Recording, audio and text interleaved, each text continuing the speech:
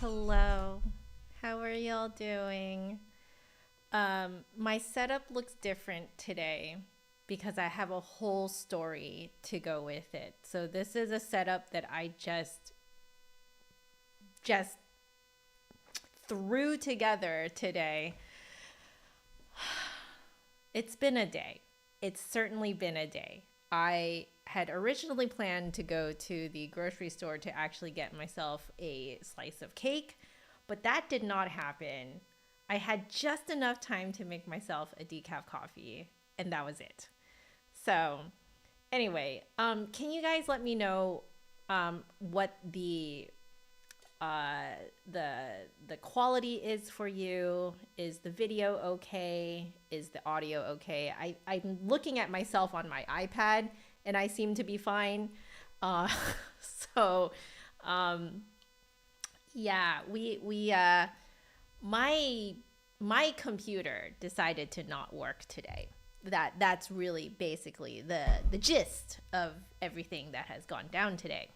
So you guys will see that my chat box is very low budget.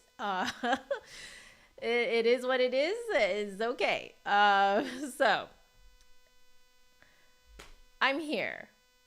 It's my internet unbirthday, and I'm just so happy to finally take a breather and just relax with you guys, because that's really what I need right now. So looks like to most everyone sounds good and looks good. To blind guy, there's a weird buzz. I don't know. Can the rest of you also, is it also staticky? Okay. I wonder if it's because I have an absolute freaking mess of wires underneath here. So I'm going to move things around a little bit. Give me a sec to do that. I'll be right back.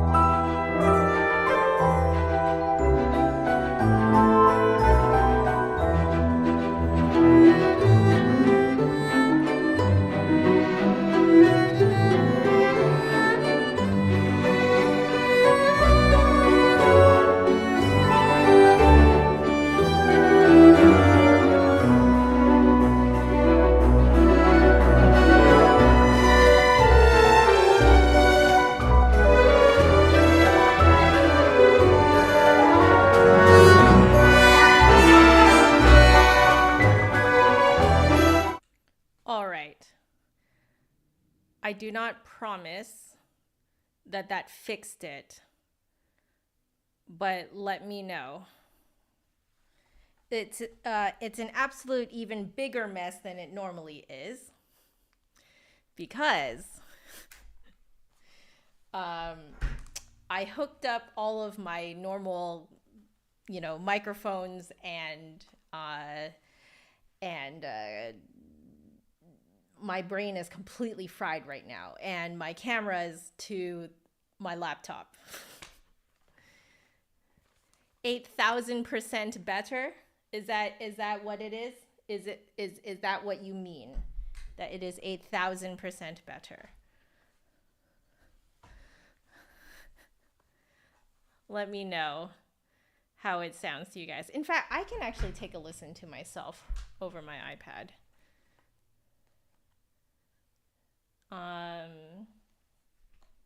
It was fine from before I went away. Oh, that okay. Let me just check here. I'm going to listen to myself.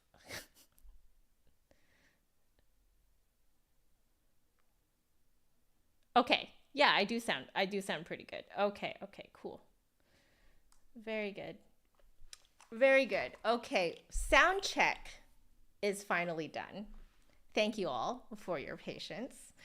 I think what we should talk about now is a little bit more detail as to what happened to my computer. So I'm not actually on my normal computer. I know that to you guys, it looks like my camera setup at least looks somewhat the same. I just plopped my laptop. I plopped my laptop on my desk here, unplugged all of my things from my computer and put it into my laptop. I could not access my normal overlays, my normal scenes setups, so I had to set up everything from scratch. Well, I had one that I could import, but it was a very old one, so I imported that and then like changed all the things. So what happened with my actual desktop computer is that I put it to sleep yesterday. I normally turn it off, but I put it to sleep yesterday because sometimes I do that because I'm lazy, and usually I have no problems. Then this morning, right before I went to go and teach a lesson, the computer pretty much only would turn on into power saving mode. So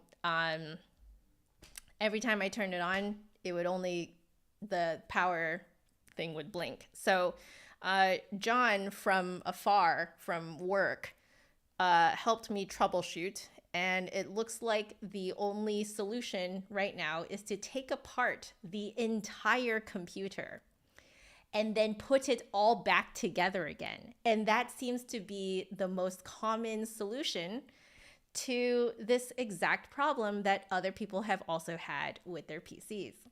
So tonight, John and I will be doing the ultimate IKEA experience with a PC.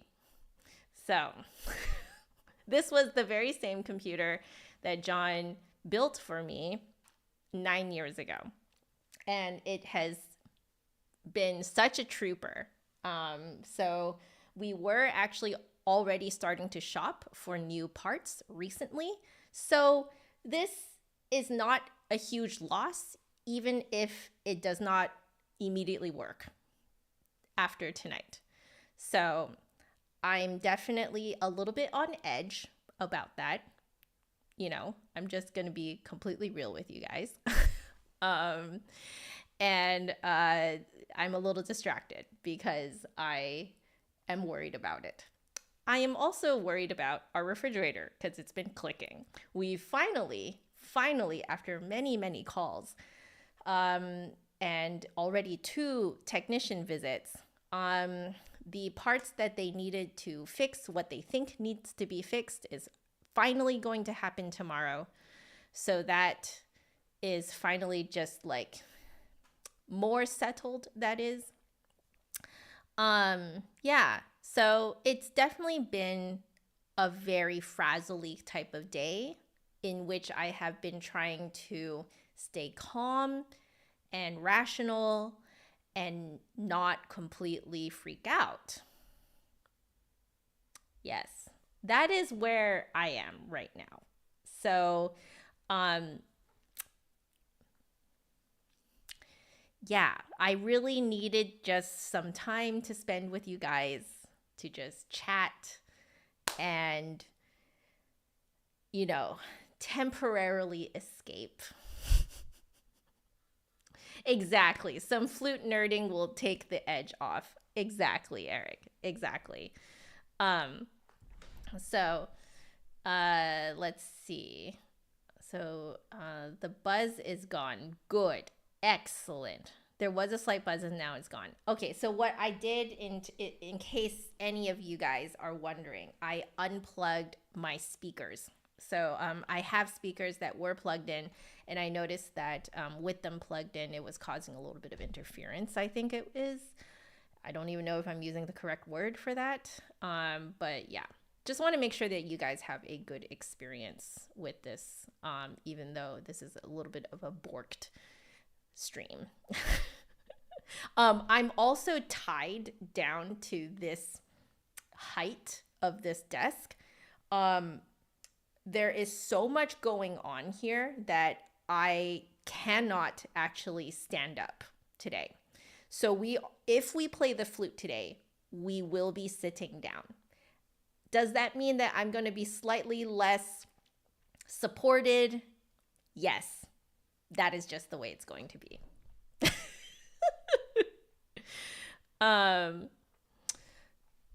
Jenny, flute berries, right? Jenny, you're a semi-pro Dizi player and you watched my last stream replay. Did you enjoy it? Did you enjoy watching me struggle? What did you think? Do you have any thoughts to share?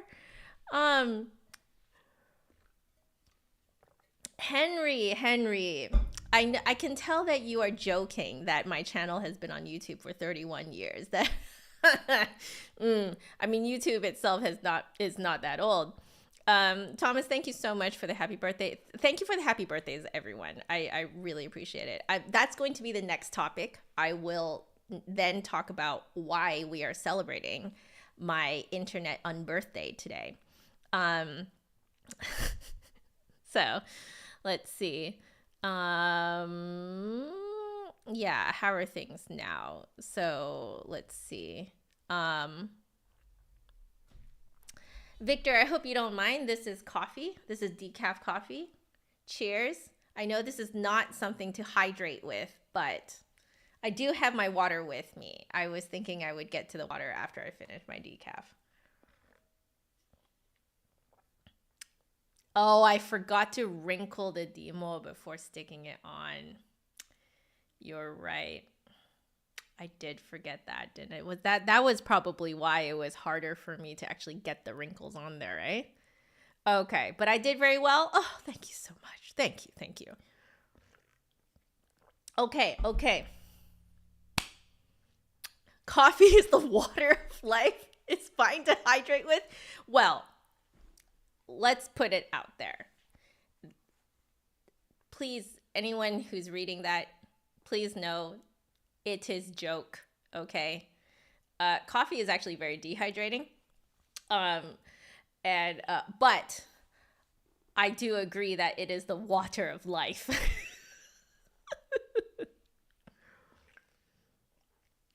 All right. So the second camera that you guys see in the corner here is the L-shaped part of my desk. So this is the first time that the L-shaped part of my desk has absolutely come in clutch. If not for this L shape here, I would not be able to have as put together of a stream as it is now. Ooh. Okay. So now that I have caught you guys up with the mess that is my life today, and we have caught up with what we are talking about in the chat, I do want to call out everyone's names. So that's because I am a small enough creator that I can do that still. So I want to call out everyone's names that are in the chat. If you want me to call out your name and say hi to you, just put a little hand waving emoji, and I'll be sure to say your name. So hello, Eric. Hello, Michael, Fluteberries or Jenny, Henry, Thomas, who else? Unsphered, Blind Guy, Copano, all my regulars. Yes. Who else is here? Victor. Hello, Victor. Lovely. Okay, if I did not say your name and you are in the chat, please put a hand waving emoji, and I'll be able to see it and call you out. So, okay, so we said our hellos. Now, let's see. Oh dear, you should see us at work. They call us industrial athletes and tell us to do everything like pro ball players. And the whole time we are drinking gallons of coffee.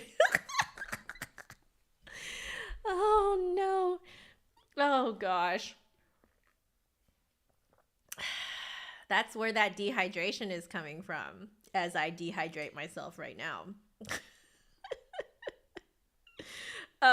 Okay, so the next order of business is to explain what this whole internet unbirthday is. I actually did celebrate this quite a few years back. So I think it was I want to say it was like either 2021 or 2020. So it was a long time ago that I last celebrated my internet birthday.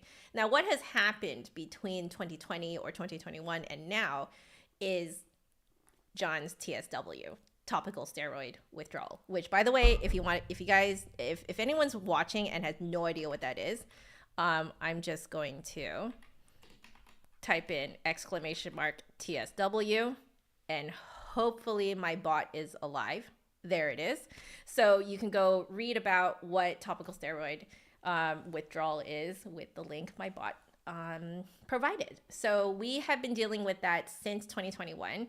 Yes, Unsphered is correct. 2020 was when COVID started, but I believe I actually started, I think I celebrated my internet unbirthday during COVID. I recall it was one of those like hang out with me streams. But anyway, so the a few years before that, I already started to get emails from famousbirthdays.com. Now, I have no idea why famousbirthdays.com thinks that I am famous enough to ask for my birthday. I truly am one of the smaller creators here on YouTube. I have nowhere near the amount of fame as the other flutists that are also on famousbirthdays.com. So yeah, I actually have no idea why they every now and then ask me to confirm when my birthday is. I thought they seemed a little iffy when I first got their email, but I couldn't help myself. I typed it into Google instead of like clicking on their link. I typed it into Google, famousbirthdays.com, and I looked myself up. And I found myself, as you can see here. So if you guys, actually, you know what? I'll give you guys a link so you guys can take a look. Hey, Arya, how are you doing? So this is, I think it's famous. Wait, no, I do have the link here. Let me just copy it out for you guys. Okay. There. Okay, I've put it in the chat for you guys to go check out if you guys want to click that on your phone or something and check it out while you're watching. So, yeah. Apparently it's real. And this page has been sitting there with this placeholder birthday, May 30th, 1993. So someone apparently just straight up guessed what year I was born in. This is not my birthday at all. However, I was like, there are no losses here. Oh my goodness, Adam, thank you so much for Adam, Betty, and Manna. Thank you so much for the $10. I appreciate it. Thank you so much.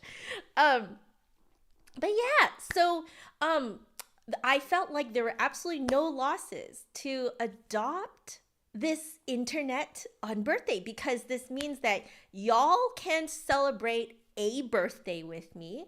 I don't have to put my real birthday out in the public online, because that is very, very personal information. But like then you guys get to, like, we get to have an excuse to have a stupid, hilarious, funny stream like this every year. Now, I haven't been able to do it in the last few years because we've just been too tired from topical steroid withdrawal. But starting this year, like, we can. Like, I was like, nope, that one of my, this sounds so stupid, but legitimately one of my New Year's resolutions this year was, I am going to celebrate my internet unbirthday, May 30th, with my stream again. I'm going to do it again. I'm going to chat with you guys for like an hour, and then I'm going to just do whatever you guys want me to sight read. Okay? And because I have such great memories from the last time I did it. I was like, I want to do it again, but I've been so tired in the last few years. And then today my computer broke. And I was like, really? On the one day that I was like, I am making a New Year's resolution to do this stream.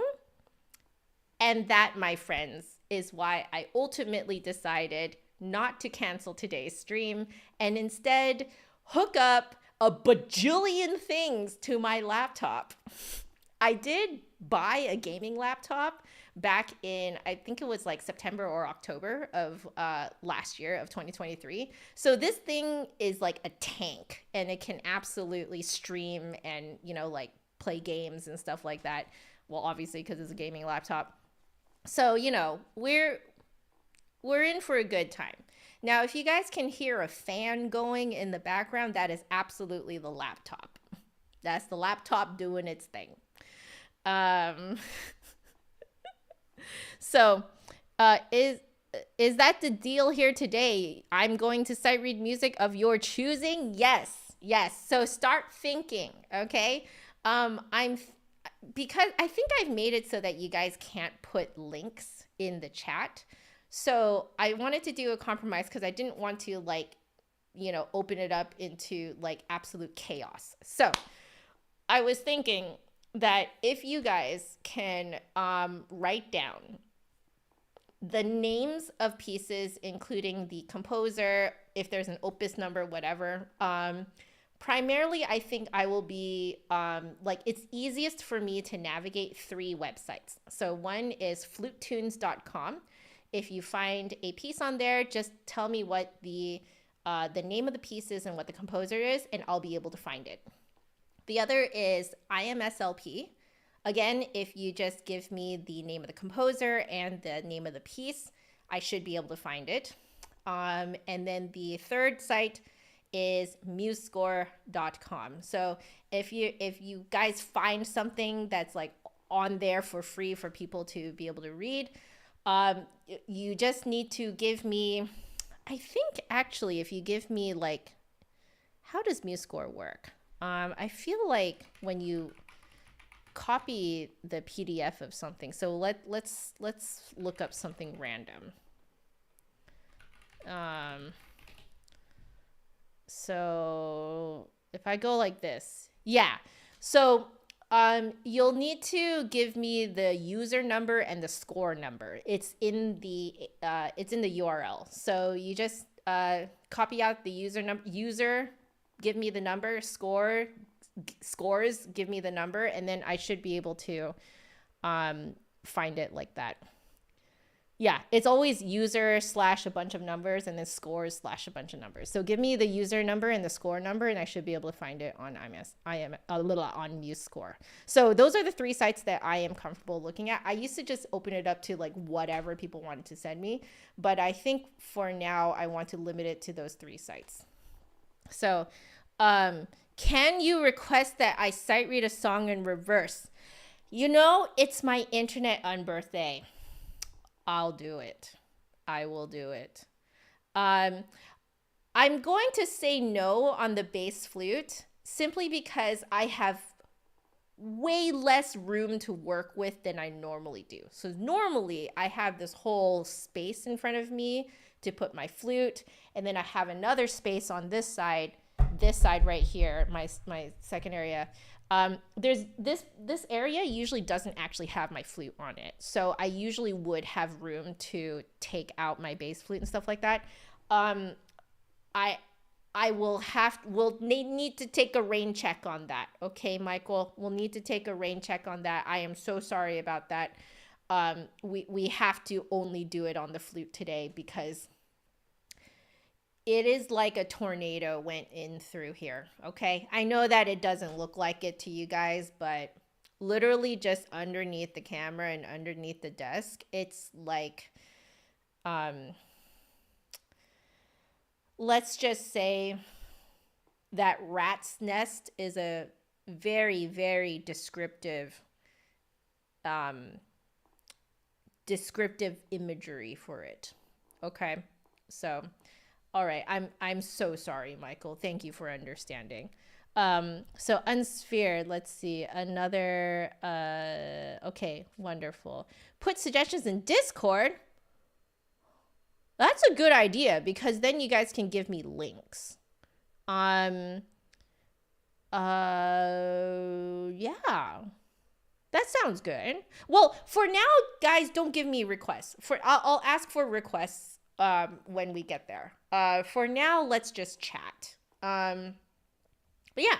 So I have never given famous birthdays my real birthday, and I never intend to. In fact, I am just going to keep adopting May 30th, 1993 as my birthday. So today, guys, I turn 31. Yes. I'm actually really happy that this like really scuffed setup actually looks okay. it actually doesn't look half bad. Like, what do you guys think? I even set up a second camera thing. So like now I'm over here and you guys can see my second camera much better. It's not bad. Like, it doesn't have my like cute little flute motif kind of all over the place, but thank you. I don't look a day over 20. Wow, that is high praise. Thank you. You know what they say? Oh, this is such a terrible thing to say, but I guess I'm saying it out loud. Have you guys heard the term, the phrase Asian don't raisin? Except we do. We just raisin immediately at age 65. Like, the moment you hit 65, you are like suddenly little old lady, you know? I definitely don't look 31 by Blind Guy. Well, thank you, Blind Guy. Blind Guy, you graduated high school in June of 1993. Well, I was apparently born the month before.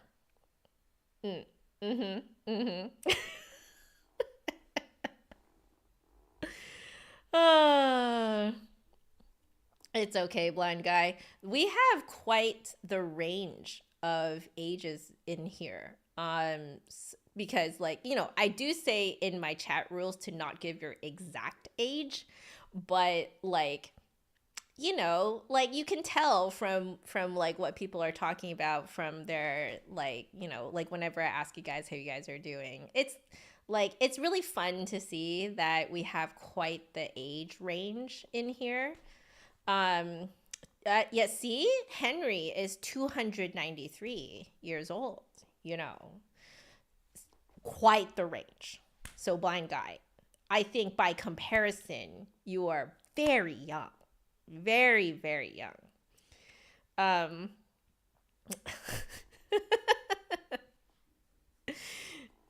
You were there when the BEM flute was invented. Were you there? Did you guys know that? Oh my gosh, I'm such a Lord of the Rings nerd. I was there when the blah blah blah blah blah, Elrond being very, very, very intense, talking to Gandalf, blah blah blah. I was there, blah blah blah blah blah. do not recite the Narnia reference. Do not recite, like, what was it? I literally have it. Do not recite the ancient magic to me. Yeah, it's something like that. Something like what Henry said. How many of us are Narnia fans in here? I'm a huge Narnia fan. Narnia and Lord of the Rings are my jam growing up. Like, absolutely my jam. The deep magic. Oh, do not cite. That's it. Yes. That's it. Oh, yeah. How many Narnia Lord of the Rings fans do we have in here? I also have the Prydain Chronicles. Do you guys know about the Prydain Chronicles? Am I even saying that right?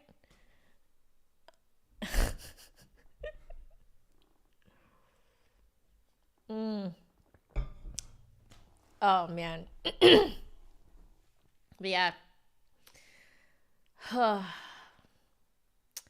There is so much on my mind right now. Do not cite the deep magic to me, witch. There it is. Void loves Lord of the Rings. There you go. Adam loves Lord of the Rings movies, not the books. The Hobbit book, but not the movies. I feel that. I understand. I do completely understand that. I think I'm definitely more obsessed with the Lord of the Rings movies. I discovered maybe a year ago now. I discovered, as in John found it and showed it to me, and it's been my jam ever since.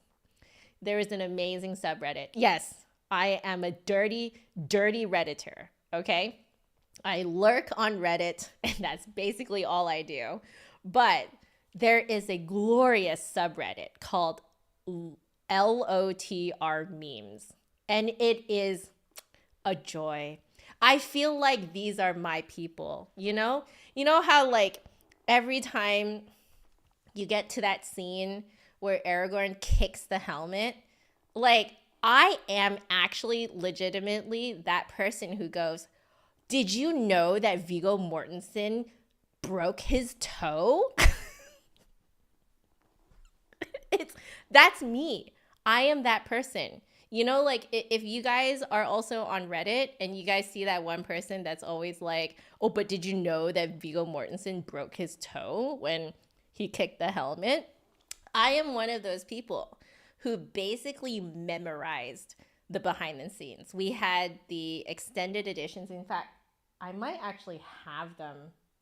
I don't know if they're here or upstairs. I think they're upstairs. But I have the extended Lord of the Rings DVDs. And I memorized the behind the scenes. I watched it so many times. In fact, I was sewing an Arwen inspired dress while listening to the DVDs on repeat.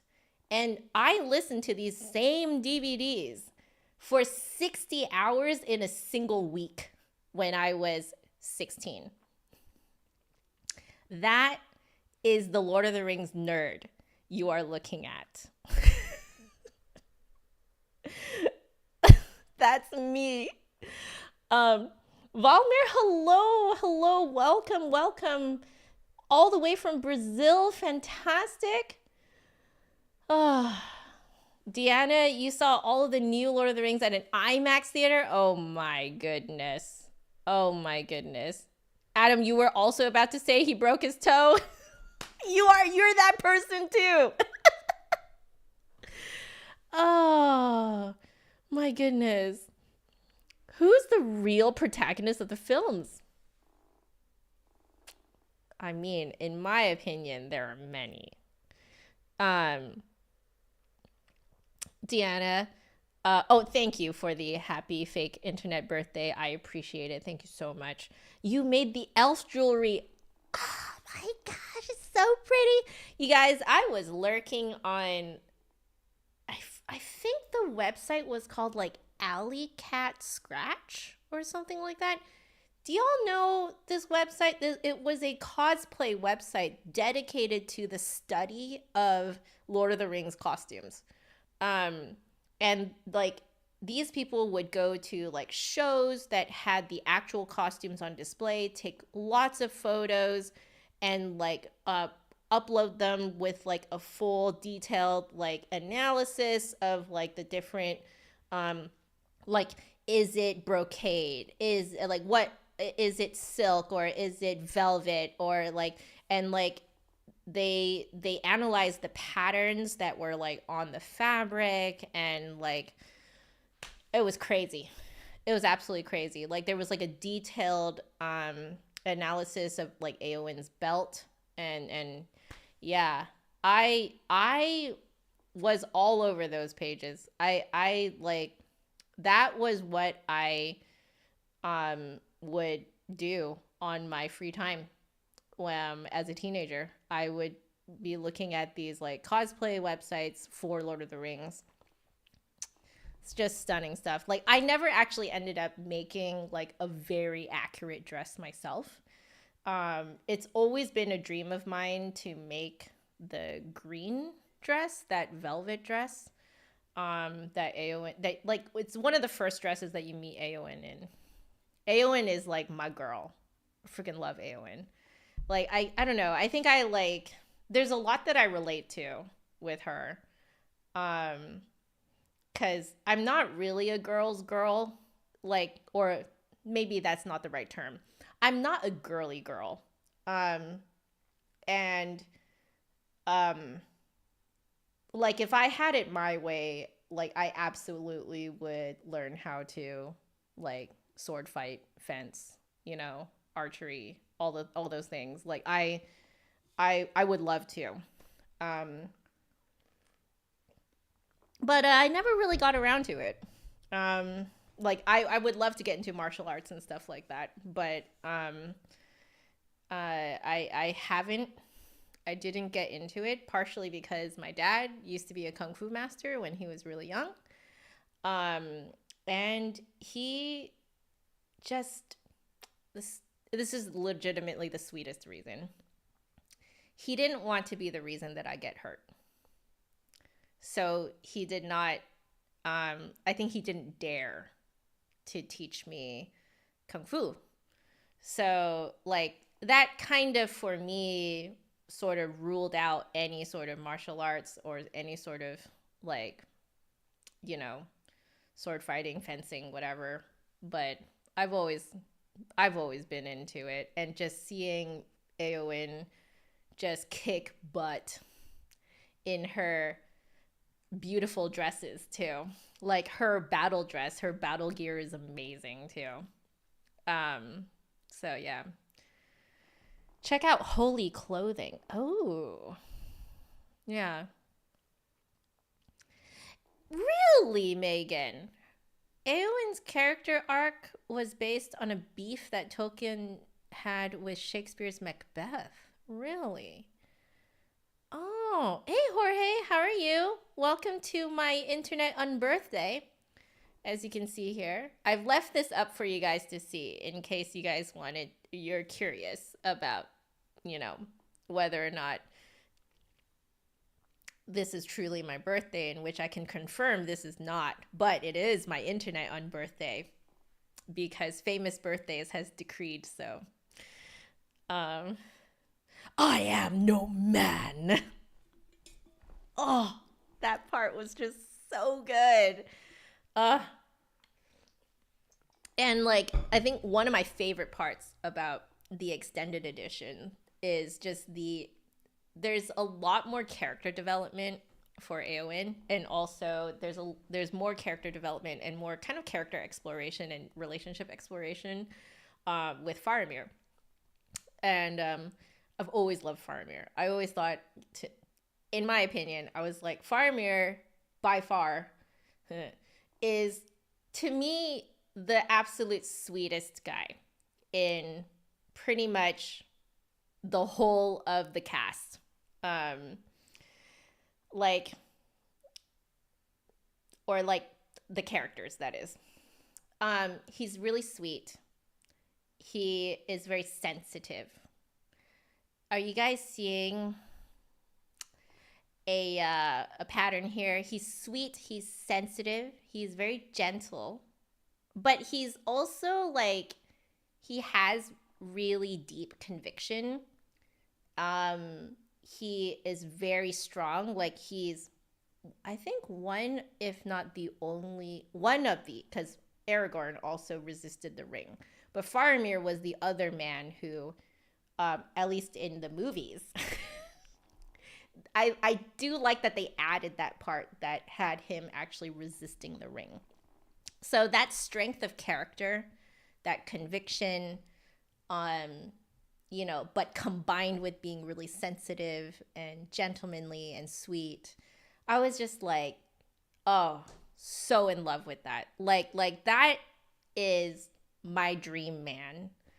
And that's probably most likely why I fell so hard for John, because John is exactly like that. So, like, if you're wondering what John is like, he's Faramir. Like, that's what he's like, and like, basically, besides Faramir, I didn't really see a lot of like male characters in media at the time that was quite like that. You just don't see it a lot. So like, the next time I saw someone like that was like basically in Genshin Impact. Genshin Impact has a lot of men who share that kind of general sort of like sweet, gentle character, sensitive, but are also very like are very strong, have very strong convictions, and they have good backbone, really, really like good backbone. So that's why I really like Neuvillette in Genshin, because it's exactly what he's like. But yeah, Faramir was definitely my like. He's the one who made me realize, like, he's like the guy in media that made me realize that this is the type of guy that I like, And like, of course, it worked in my favor that I personally related to Eowyn. So, yeah. He is like my husband. Yep. Faramir is like, I can't believe it. Like, I never thought that I would actually meet a Faramir in real life, but I have. And I still keep falling harder and harder in love with him. It's kind of hard not to. Megan, you love intellectual comedians. Wow, that's very specific. I guess mine's really specific too. So, just putting it out there, okay? If your preferences for your partner is so insanely specific and you feel like it's crazy specific, it's okay, okay? Mine is also incredibly specific. And I found him. I found him.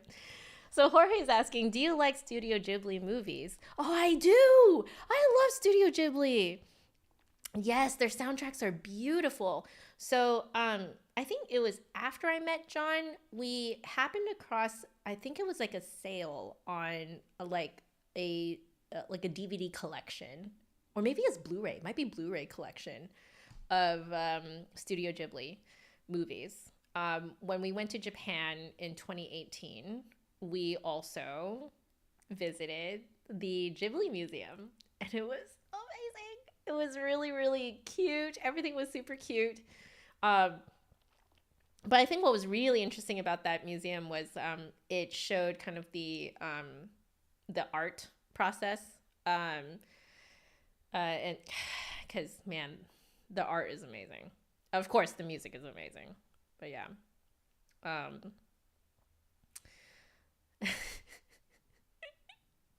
Are you talking about the actor for Faramir, Megan? I'm very sorry to say I've completely forgotten his name. I'm so terrible. But yeah,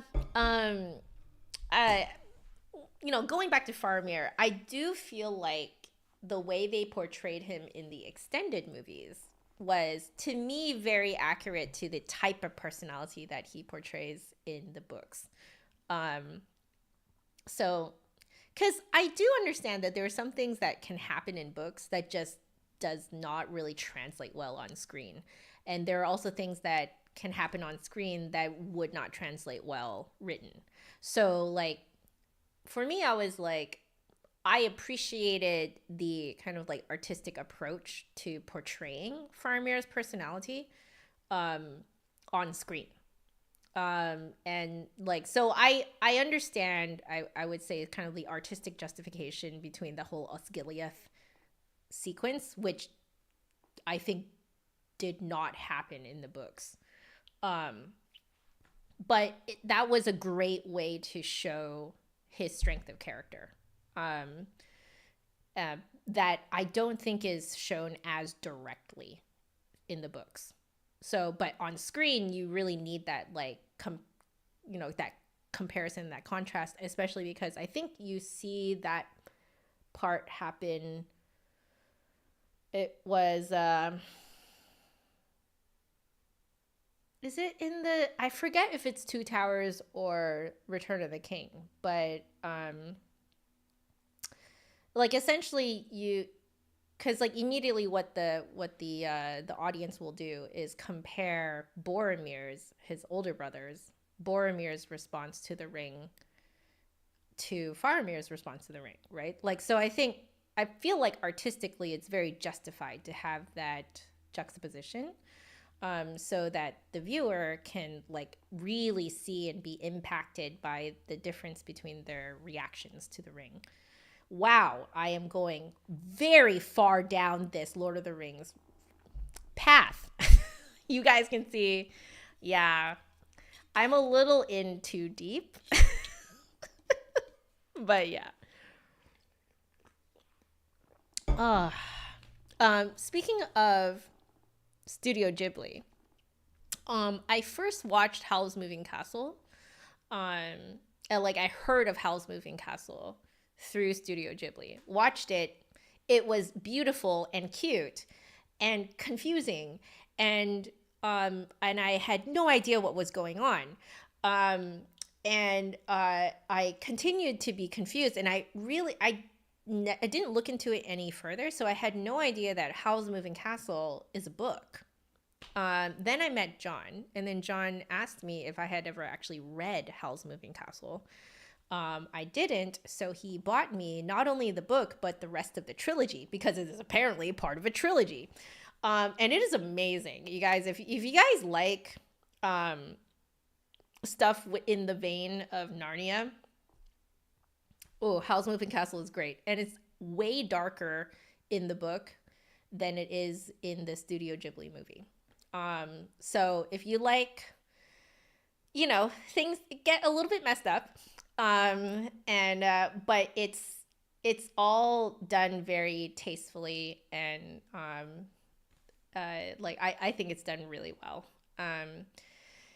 Yeah, I really, really, that's another set of books that I really, really, really enjoy. So, Studio Ghibli movies are often somewhat confusing, and I love that. Yes, me too. I often feel like I'm tripping on acid while watching it, and I'm having the time of my life. Not that I have ever actually tripped on acid before, but I certainly feel like that might be what it feels like. And it is a fantastic experience. So, like, especially something like Totoro, like My Neighbor Totoro, when you watch it, you're like, why is this happening? I mean, I like it, and it's really cute, but why is it happening? And you're constantly asking yourself that. Oh my goodness. Natasha, hello, and thank you for the happy fake birthday. I am having a much better time right now than I was earlier today. Today has been a mess, but we are here and we are enjoying life. I'm almost done my coffee as well, so we're going to get to the playing part, the sight reading part of today's stream very soon. Jorge, you recently went to watch Castle in the Sky in theaters again. Ooh, for Studio Fest. Hearing the music in theaters is fascinating. Oh my gosh. Like, I mean, surround sound, right? Basically. That sounds amazing. Oh, I am so jealous. That sounds like it would be freaking amazing. Well, in terms of like, that's just reminding me of other things that I feel like, you know, you guys really would enjoy, because it sounds like a bunch of you guys are kind of into the same thing that I'm into. For those of you guys who are into Lord of the Rings, you probably would be very interested in something like, you know, like Dungeons and Dragons type of games, role-playing games. We haven't finished it yet, and it is definitely not for kids. So this is specifically only for adults, okay? Because it gets very, very dark. Also has kind of like adult themes and stuff like that. But it's like very grown up. But Baldur's Gate 3 has just been an amazing experience. John and I have not finished it yet. I think we're in the last big area. But we got distracted. But yeah, it's so good. The music is stunning, absolutely stunning. Like, if you want to essentially live through a Lord of the Rings, like, kind of high fantasy, like role-playing kind of adventure, Baldur's Gate 3 is amazing. It won Game of the Year. Yeah, it did. It's so good. The voice acting is top notch. Holy cow. Voice acting is amazing. The writing, the dialogue writing is so good. The music is stunning. Just stunning. Oh, it's so good. And like the graphics are wonderful too. So like, you know, and the battle system is great. It's essentially like condensed D&D. So it will do your roles for you. Like, you know, so you don't have to like add all of your like bonuses and whatever and blah blah blah blah blah, and you know, all the things that you normally have to calculate when you play like tabletop D&D. So it kind of takes out a lot of the mental labor for you, so you can really like focus on the game. Hello, Ryan, right? Thank you so much for the happy fake birthday, that is. Thank you so much. It's not a fake happy birthday, it's a happy fake birthday. Thank you very much. I love that you guys really have gotten that grammar down without me even mentioning it. You guys have that grammar down. It truly is a fake birthday, but you are wishing the happiness with the fake birthday. So I'm very proud of y'all.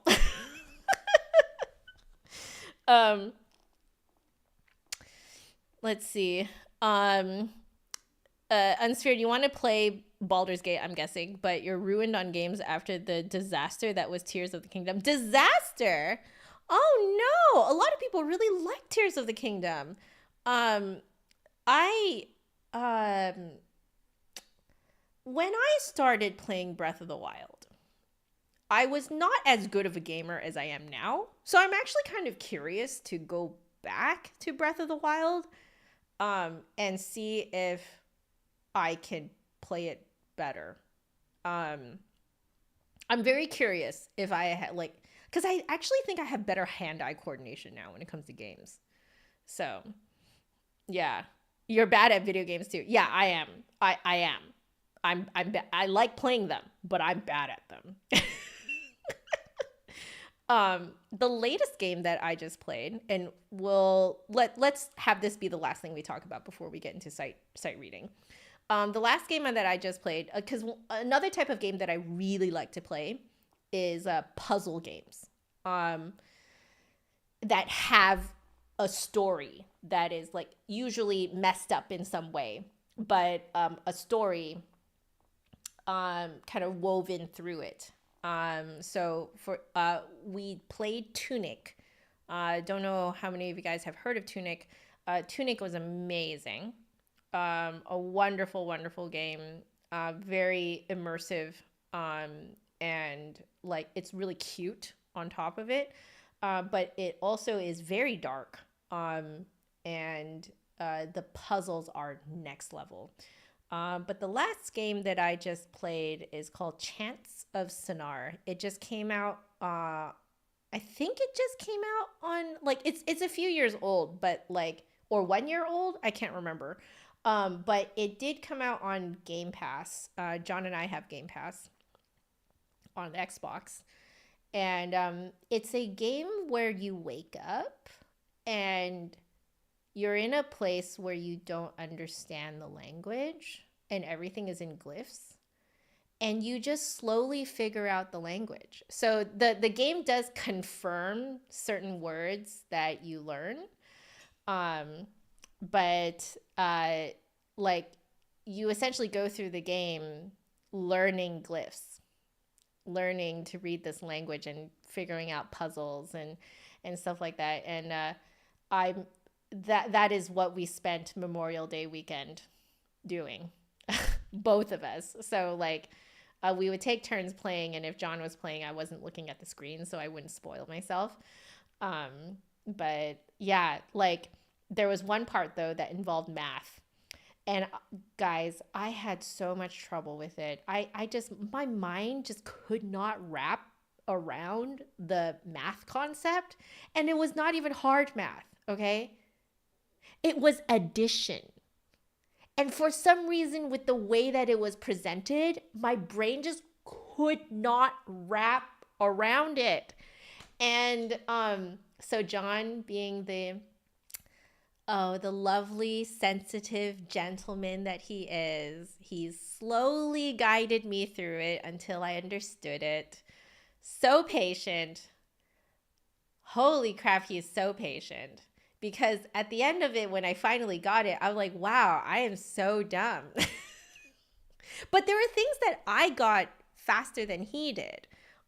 Usually if there are things that have to do with like how pictures are put together, I'm much more visual than he is. So I see things that he doesn't see. But he also sees things that I don't see. So we like to joke that together we are either one super powered, super brain crazy smart person and an incredibly stupid person. We are both combined together. We can be both immensely, just utterly very under average intelligence, and we can be extremely smart together. Schrodinger's brain. There you go. You know, Void, I heard about No Man's Sky. I heard that some people hated it. What is that the correct one that people hated? I feel like there was a lot of hate towards that one. But I don't know why. I haven't really like looked into it at all. Oh, so No Man's Sky is like you have to learn language as you play. Oh. Waking up and not understanding anything too close to real life.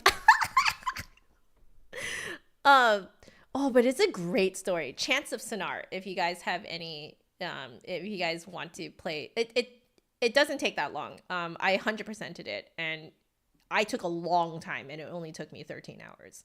I think John's playtime is like 11 hours, something like that. Like for most people, it takes about 10 hours, but I'm slow, so I always take a few extra hours. But even I finished it in 13 hours. So, yeah. People hate a lot of them. You don't hate it, just didn't grab you. It just didn't grab you and pull you in. Fair. That's fair. It's kind of like choosing a flute, you know? Like sometimes it just don't float your boat, you know?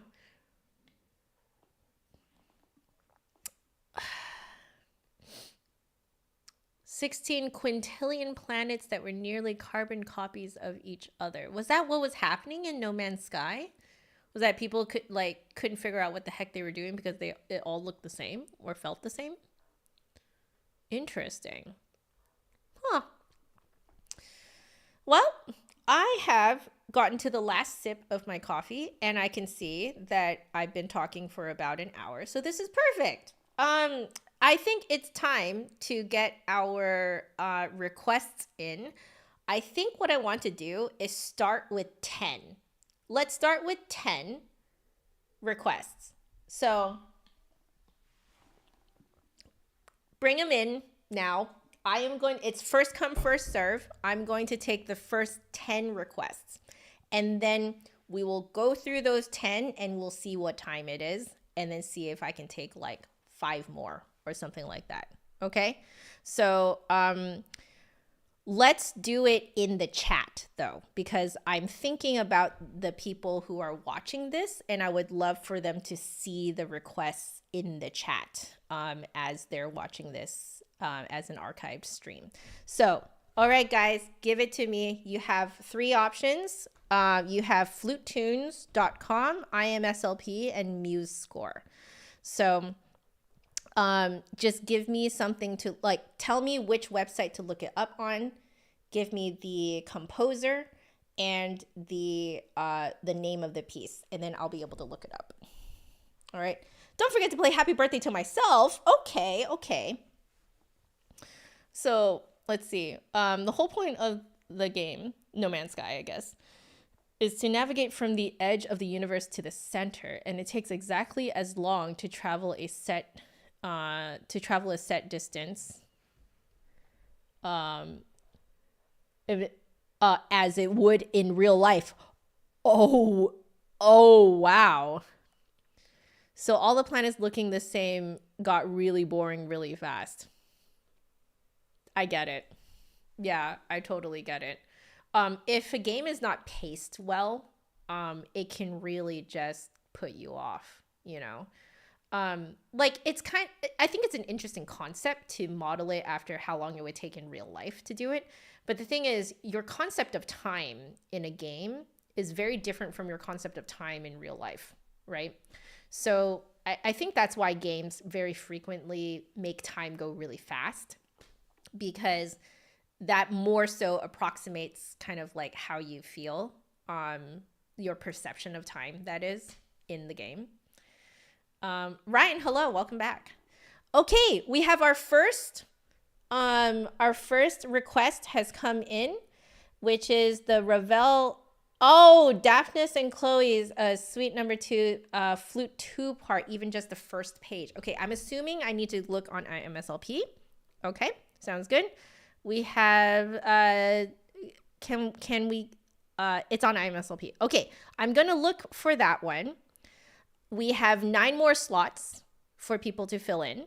So let me look this up. IMSLP. We're looking at Ravel. Just gonna take a look here. Ravel. I love that you are very specifically wanting the flute 2 part. Daphnis and Chloe. Is that the bit where you're just going?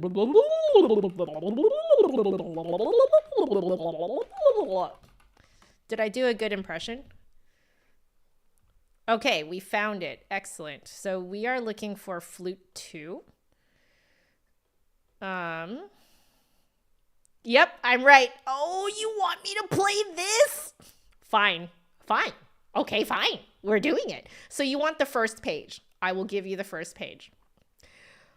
Lord on high. This is what I get. Okay. Well, I got the first one out.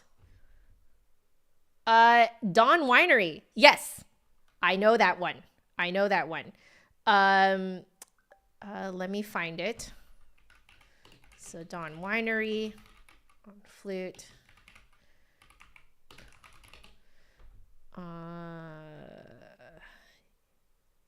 Yeah.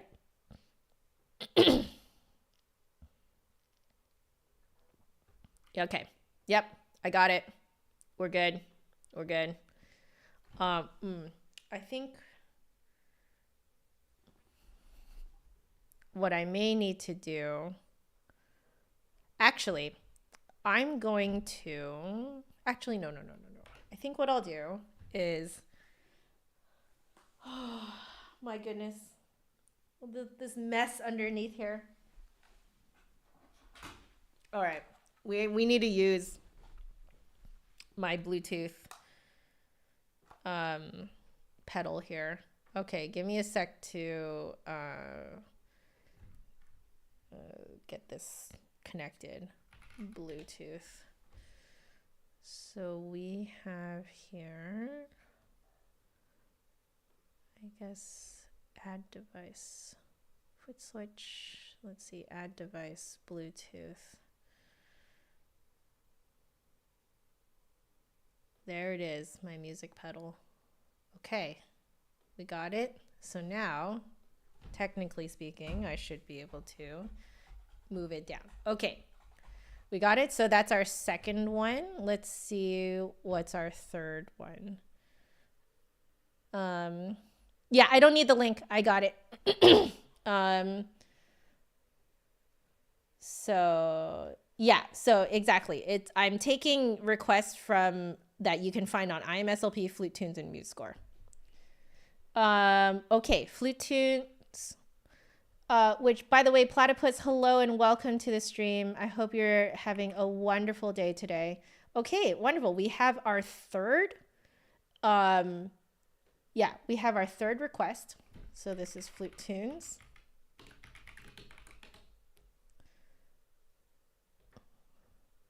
Gliding Dance of the Maidens, right? From the Polopsian dances. I feel like I've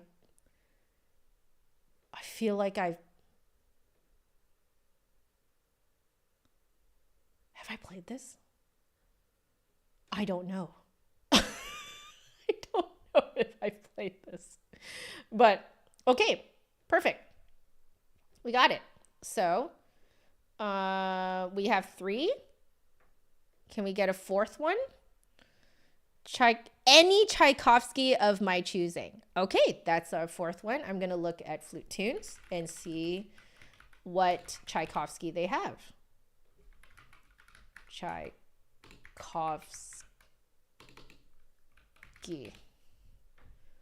Okay.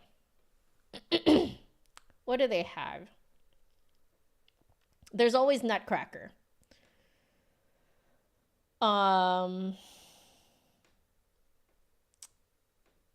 Dance of the Sugar Plum Fairy? Why did I choose that one? No.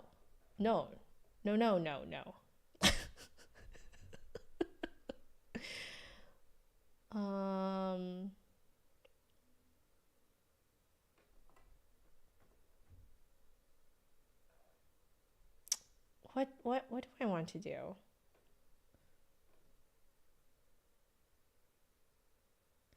Oh, this one's a cute one. Waltz of the Flowers? Yeah? Let's do Waltz of the Flowers. Okay. Tricky piccolo in that. Yes, I think that's the part that I did. I did the piccolo part. Any of my choosing. Okay, it's Waltz of the Flowers then. Although, should I not chicken out and just do, you know what? We're not chickening out. We're not going to chicken out. We are going to do the Chinese dance. That's the one that goes.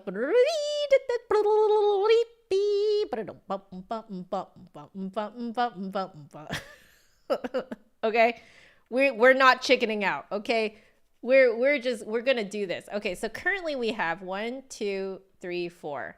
Do we have 6 more? 6 more? Yeah, we're doing Chinese dance. Yeah, we ain't gonna chicken out. Okay, Andante by Braun on Flute Tunes. All right, perfect. Thank you so much. Let's look that up. FluteTunes.com. We're going to do Andante by Braun. There we go. From the Flute Sonata in E minor. Is that right? There are 2 versions.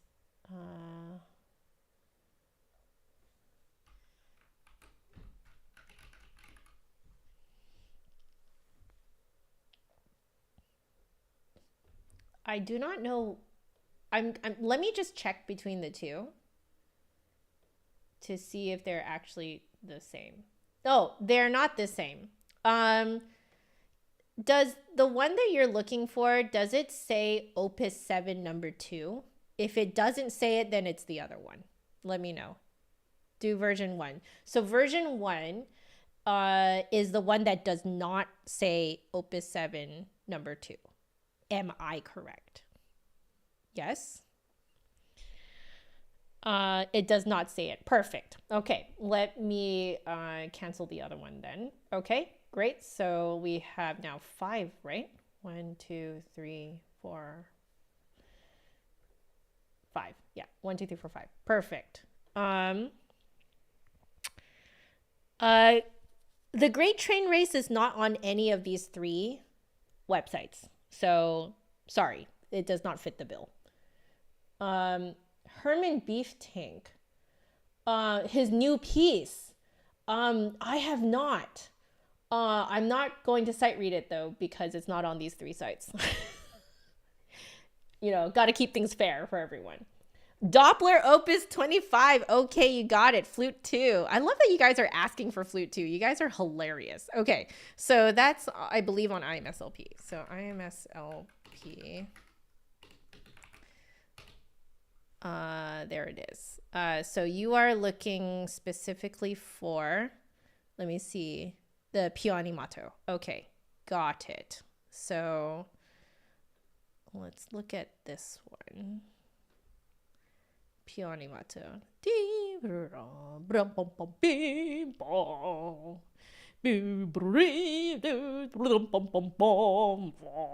I grew up listening to this. Okay. So we have 6 now. 4 more.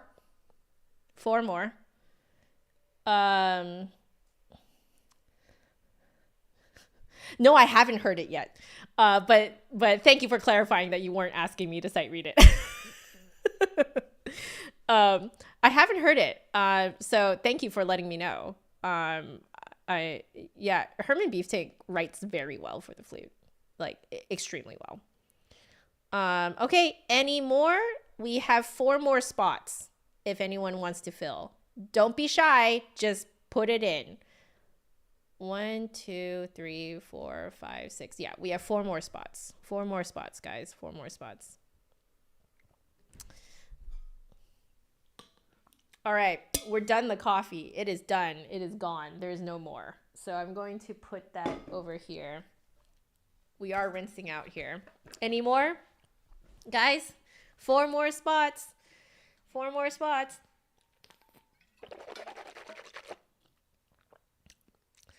Dance macabre. Okay. Sounds good.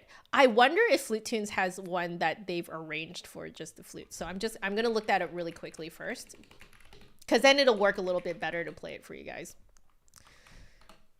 Do they have it? No, they don't. Very sad. Okay, let's look it up. IMSLP. There it is. Saint Songs. I'm guessing you want me to play Flute 1.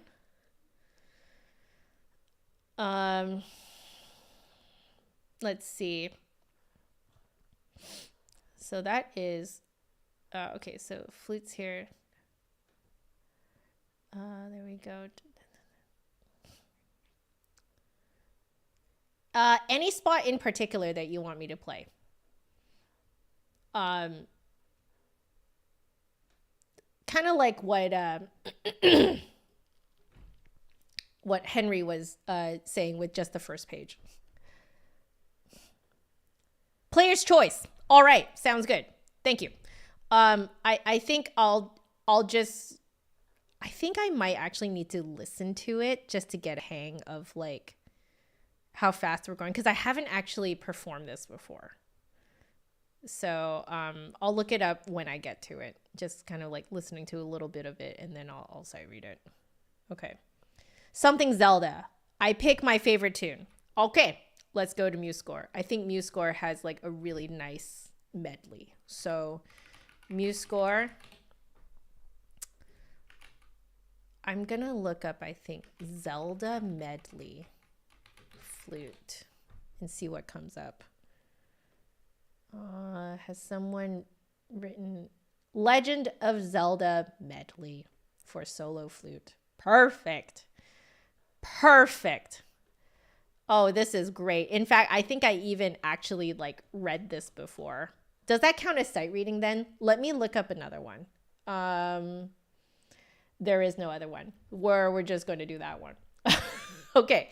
So we have, again, we have 1, 2, 3, 4, 5, 6, 7, 8. 2 more. Do we have 2 more? And let's see. Okay. 2 more. 2 more, guys. 2 more. No more two. Nope. No more requests. Anyone else who's like lurking, if you want to hear me play something, let me know.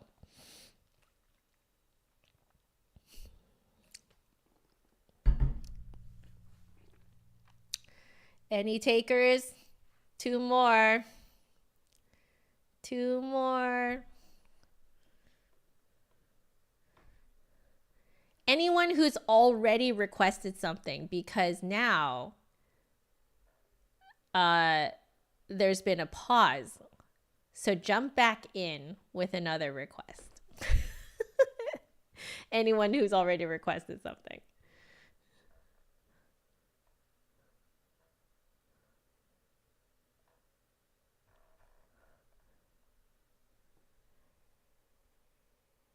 Symphony concertante for oboe? Okay. Let me look this up. Ibert. Oh. Okay. All right. Let's do this. All right. I mean, it's for the oboe, but it's okay, right?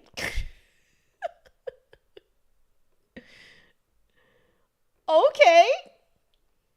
I'm probably gonna have to hear the beginning of this to get, oh my, this is very Ibert. Okay. All right. Okay. All right. One more. There we go. Ryan has got the last one. Adagio by Matheson on flute tunes. Perfect. All right, we got our 10. We are just going to start having fun now. Adagio. Ooh, I'm not finding it. Are you sure you spelled that correctly? Because I did copy and paste what you wrote. Michael, if I get to the 11th one, I'll find a Mario one. But I want to clarify what Ryan wants here. Yeah. Yeah, I definitely copied and pasted. So,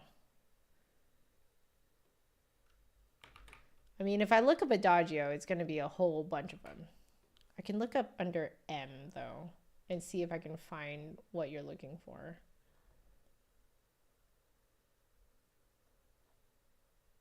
Oh, Matheson. You missed an H. Got it. Okay. Can you tell me which Adagio you want? Because there is Flute Sonata 1, 4, 5, 6, and 7. Can you tell me which Flute Sonata you want to hear from?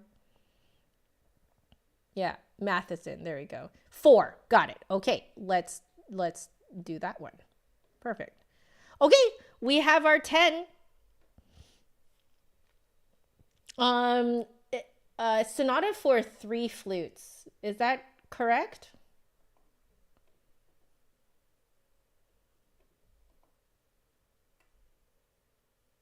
For flute trio, right? I'm just double checking that it is the one for flute trio. Yes. Let me. We'll see. Is it the one for the flute trio? Yes. Perfect. Okay, we're set. So let's get started. I just realized I really need to go to the bathroom. So I'm going to put you guys on the break screen while I go to the bathroom, and then we will start playing. Okay, we'll be right back.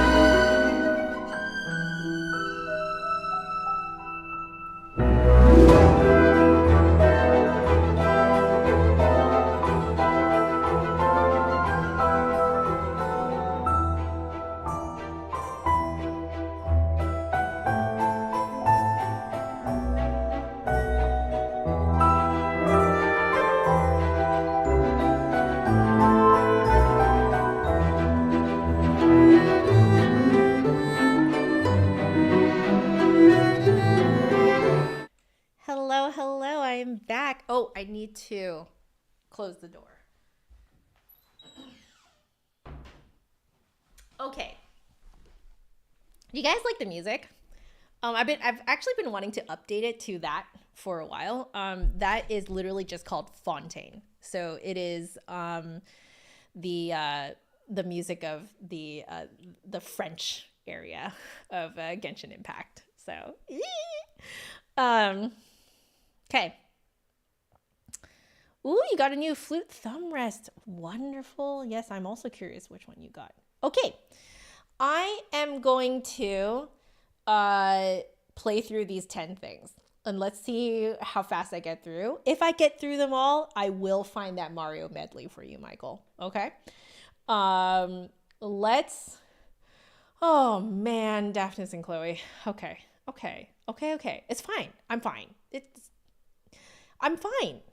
I'm absolutely, completely, and utterly fine. There's nothing wrong with this at all.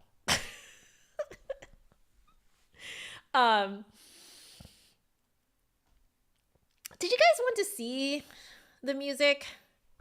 Like, will I be too small? I might be too small if I do it. Do you guys want to see the music? Let me know. Or are you okay with me just playing like this?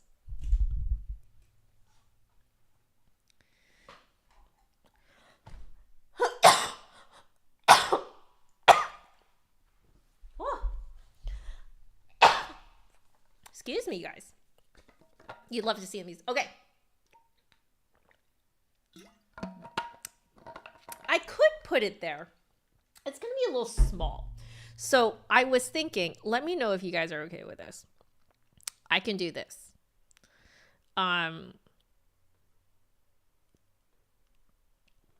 There we go. Whoa. That is huge. Oh, I was not quite expecting it to be that big. And also, I need to be in front of it. Ugh. Welcome to the scuff, guys. Welcome to the scuff. There. There. Are you guys okay with this setup? Yes? Because what I can do, I'm going to be covering up a little bit of it.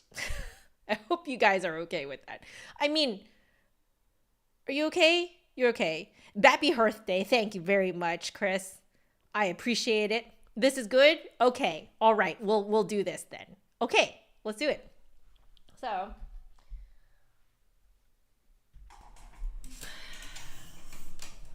we will use our I wish I had all three of my monitors, guys. This is when I wish that I had all three of my monitors. Okay, here we go.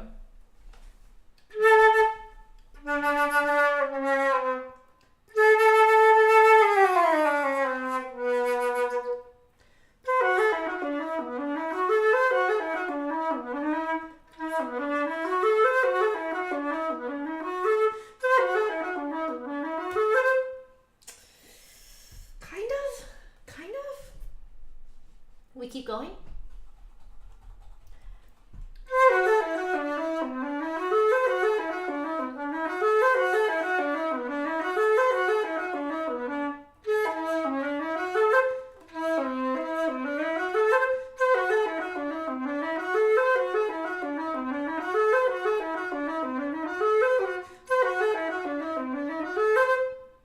Okay.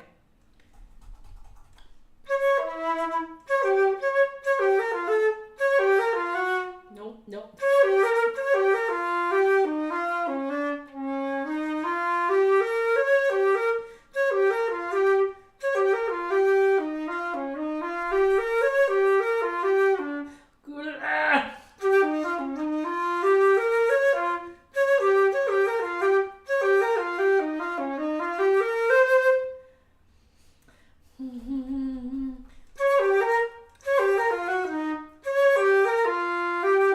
Oh, it's the same thing again.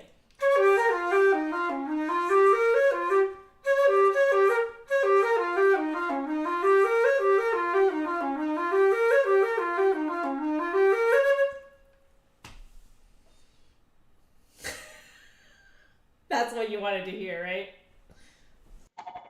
That was what you wanted to hear. I'll do it again.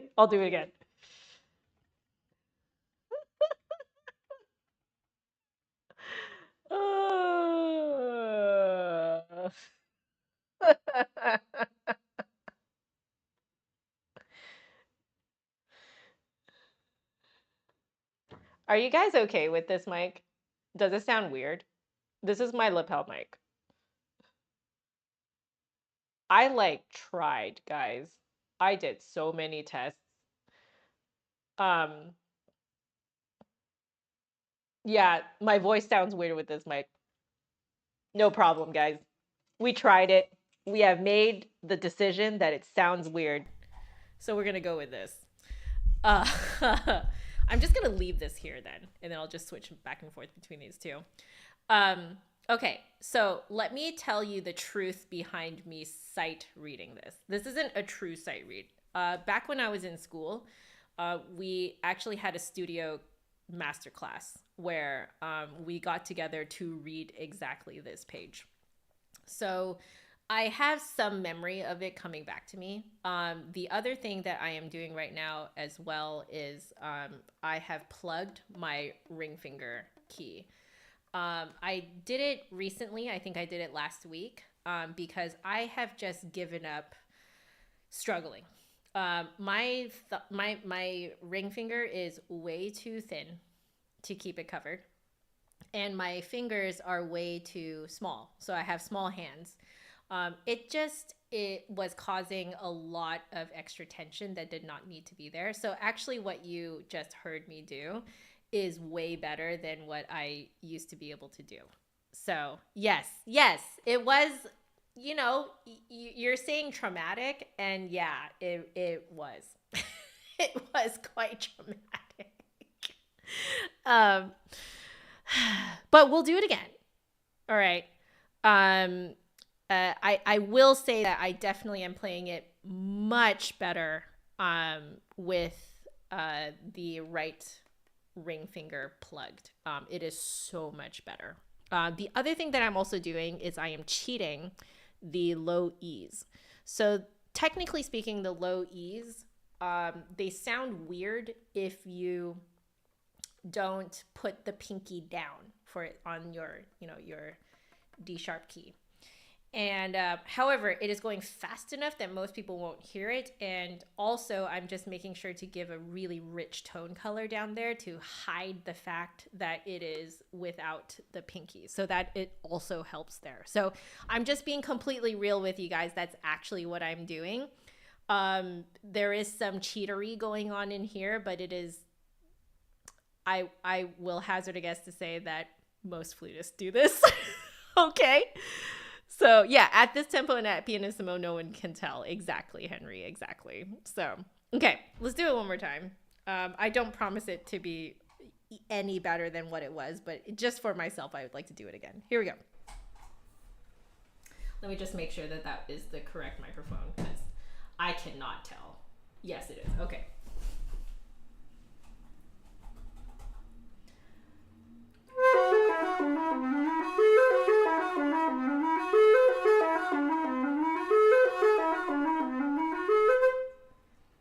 I think it's supposed to be faster. So let's take the second one faster.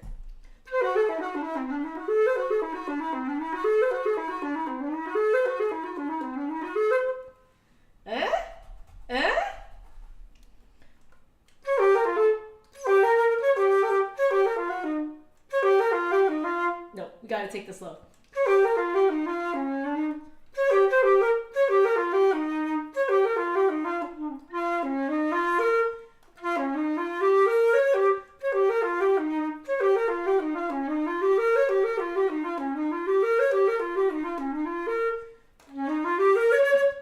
Okay, I'm straight up memorizing that.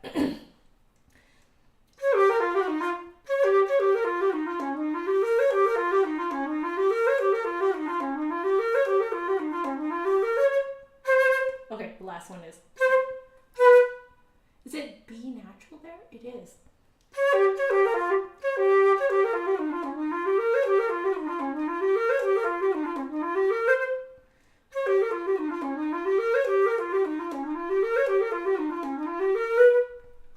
Okay. Good enough for sight reading? Yeah? Yeah, I'm sliding. I'm sliding to the B natural at the end there. Yeah. Okay. I would say that, like, if I were to give myself like an evaluation there, I think it actually needs to go a hair even faster than my fastest speed right now. So I think it actually has to go a little bit faster, which I think with a little bit of practice I'd be able to do. So we'll call that good. All right, moving on to the next one. Next one is, oops. Can I just do that? There we go. Then you guys see a little bit more of this. So we're going to do the Genshin Impact Dawn Winery theme, and we are going to do Flute 1. I love this theme. This theme is fantastic. It definitely sounds like Greensleeves, but like not, but it is. And I was just so tickled the first time I was in Dawn Winery in Genshin Impact. And I was just like, this is totally Greensleeves. And then when you go inside the actual, the building right there, it's very much not canon in D. It is fantastic. I love it. And I just was so tickled by it, you know? So I personally have really great memories with this one. So here we go. Okay. Making sure that I can do this. Cool.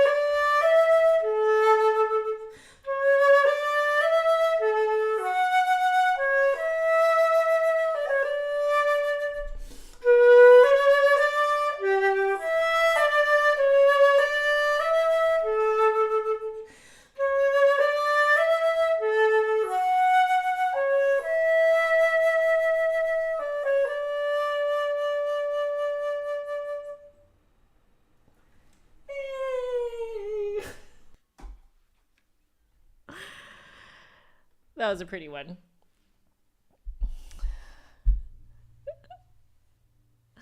There we go. Isn't this just a piece of heaven? Isn't it? And you played along with me, Ryan. I hope you had fun. Did you play a different part? Huh? Okay, next we have Borden, Gliding Dance of the Maidens. So this is Flute Tune's kind of like arrangement for flute to play this, or solo flute to play this. So we will be sight reading this. I actually don't remember it off the top of my head, so we are definitely actually sight reading this. Oh, Henry, you played along on the flute 4 part. Look at us. And Ryan played flute too. Look at us being a trio. Oh my gosh, this is so fun. I should do more of this stuff with you guys. Like I should maybe I'll do this on another stream. Like I'll find a bunch of trios and stuff like that, trios and quartets and stuff off of flute tunes, and I'll just play different parts, and then you guys can play different parts with me. Does that sound good? Okay. I need to check the tempo here. So yeah, okay. Let me check the tempo. Here we go. I'm going to crank it up so you guys can hear this too. So it needs to be 84. Okay.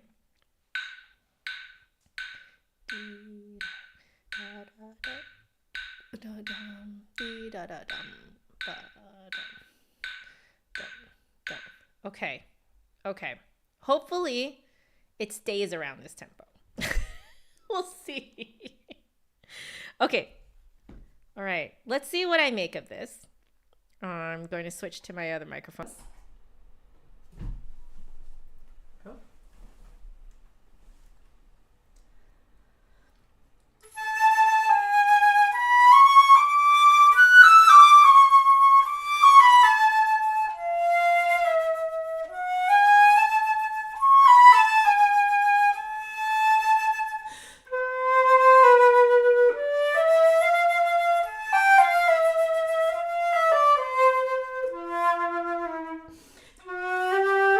Oh, sorry.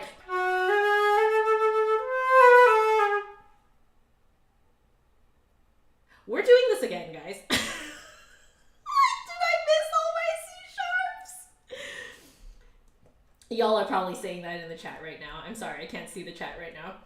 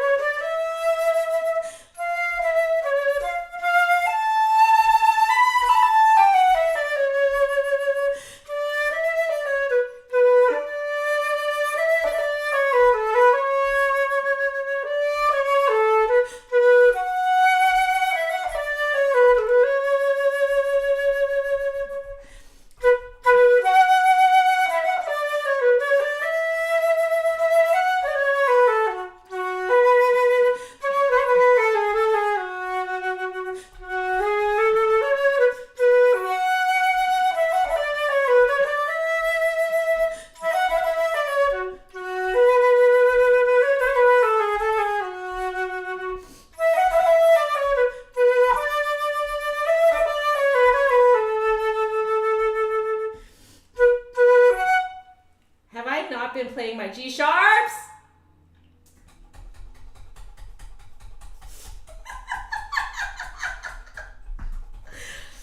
Take 2.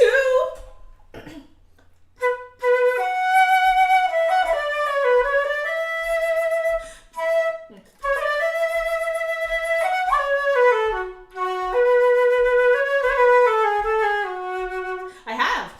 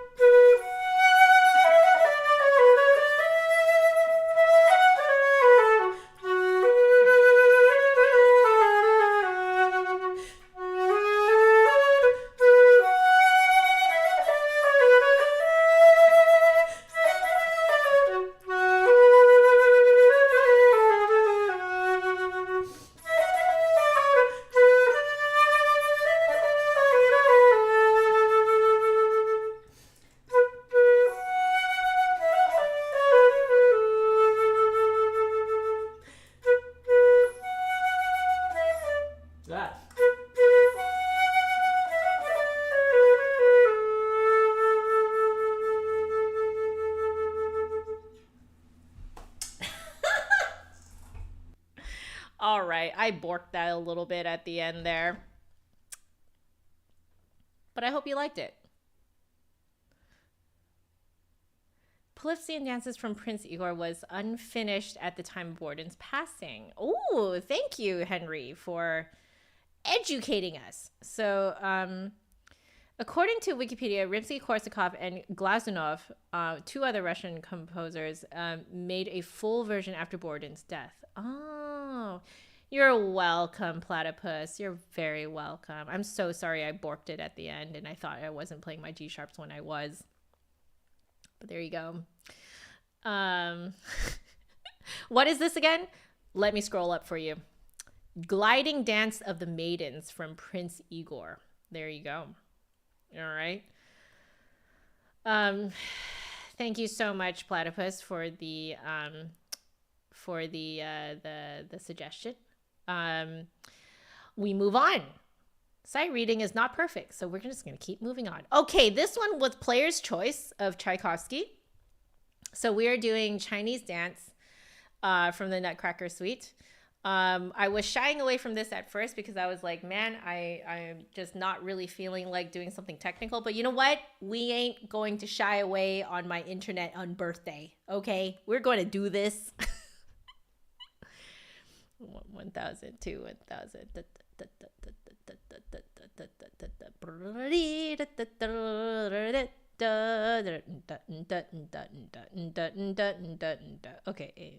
Okay. So we're ripping up B flat major up there. Okay. I might take it a hair slower for the sake of sight reading. Okay? Yeah.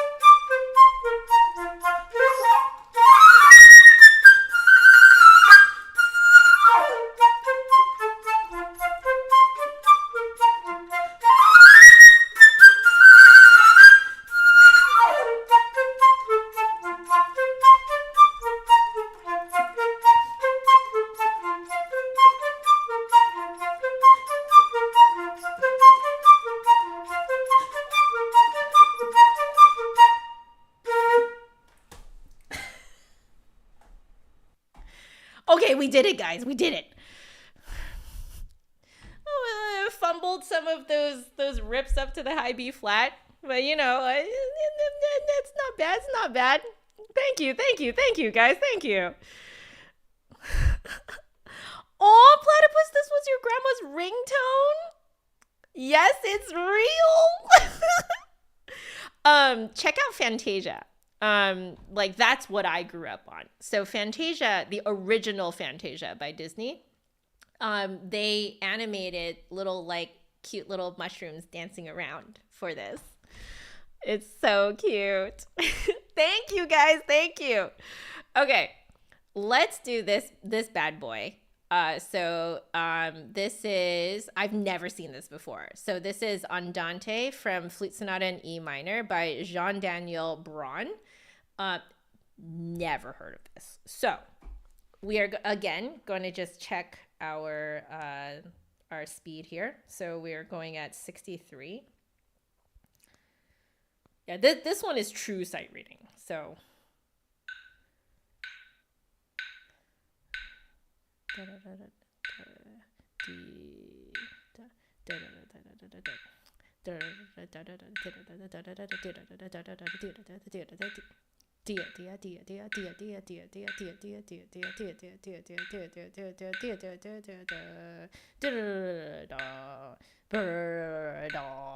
okay. And I'm guessing the adagio goes even slower. Okay.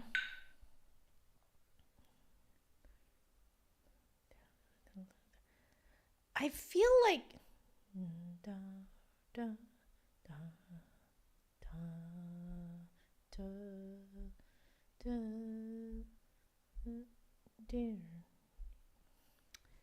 how does this work? 1, 2, 3. How does this work?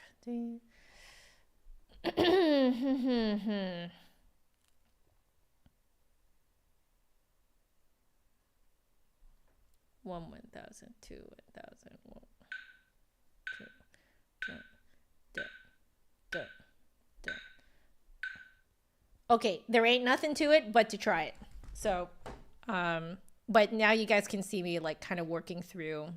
Essentially, what I was doing there was making sure that I could do the 30 seconds, like get a feel of how those 30 seconds actually sound at 63.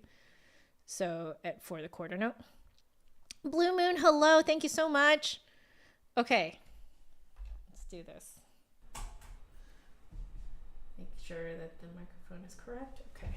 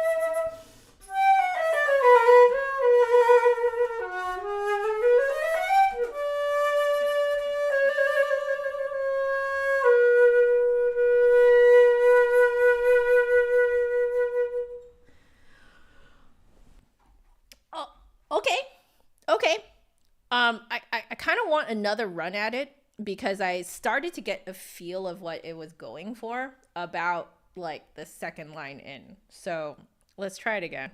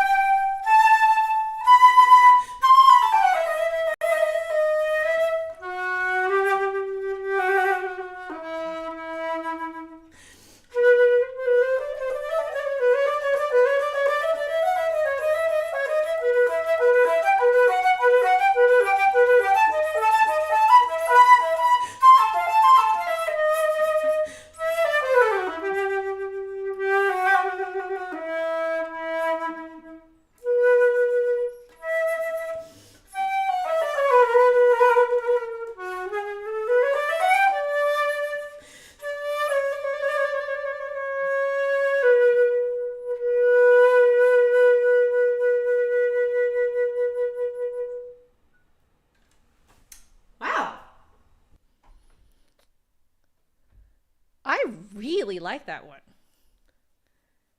Yes, this is sight reading.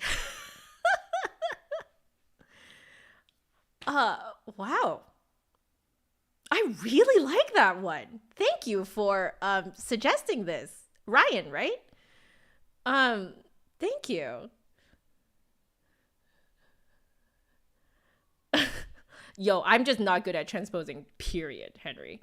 Carol, thank you so much. You guys are so sweet. Blue Moon, thank you. Okay. All right. Next one. So we're looking at Andante e Rondo by Francois Doppler. This one is a duet. So usually in the duet, when it's done very well, you can't tell who's playing what. And it's gorgeous. It's freaking amazing. So it looks like we want the più animato section. I'm not sure how far to go. It does kind of keep going, as you can see, but we have time. We have time. So let's get started. I think in particular you wanted to hear the più animato part, right? So we will do that. Okay, here we go.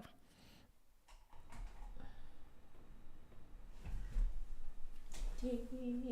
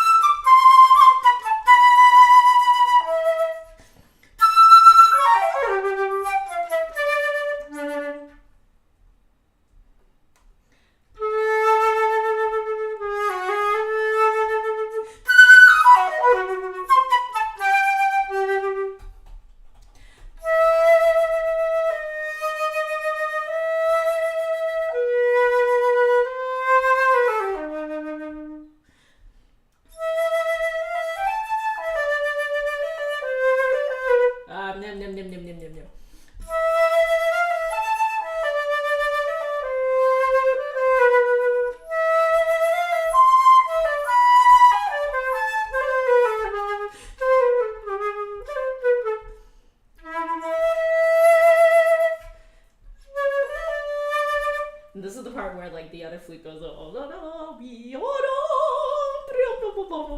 etc., etc. Let me do that again in case you were playing along with me. We're gonna start back at the piano animato. Okay, do it again. Just, I wanted it a little bit cleaner.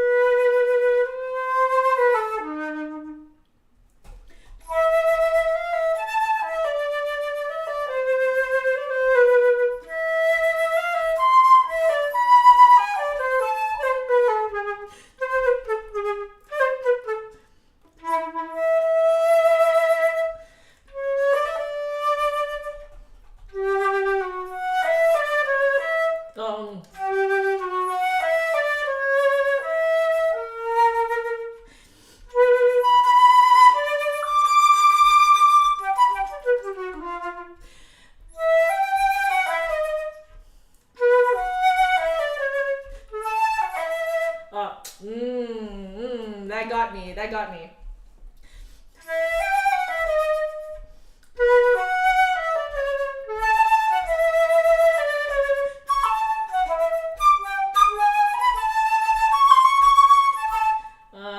Okay, if you're playing along with me, I am so sorry. We are going back to tempo 1. We're going back to 1 bar before tempo 1.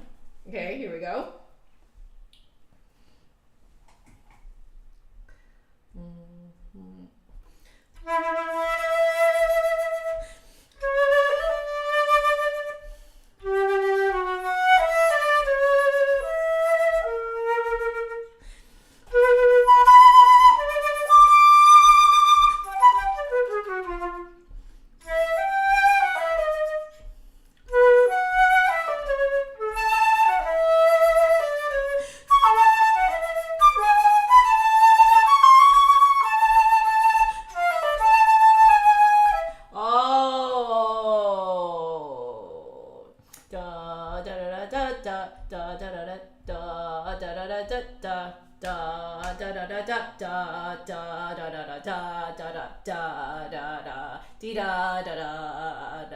Okay. Once more with feeling. Same spot, bar before tempo 1, if any of you are following along. So 4, 1. Nope, let's see. 4, so 4.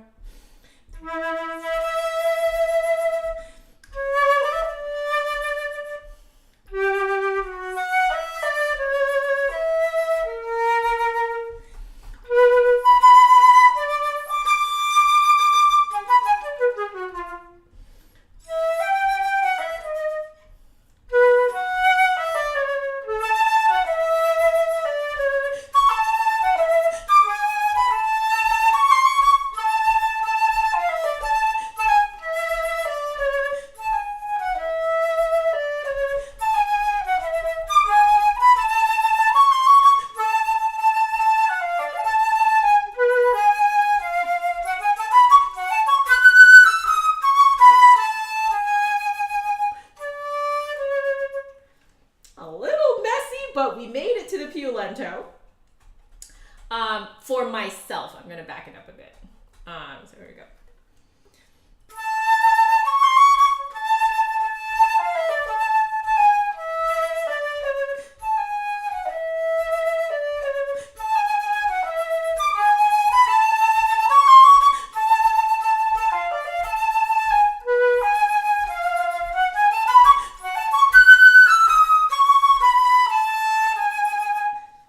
You can really like stretch it out.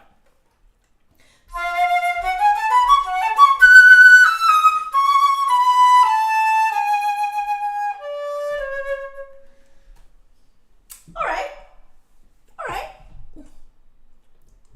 I hope that was enough.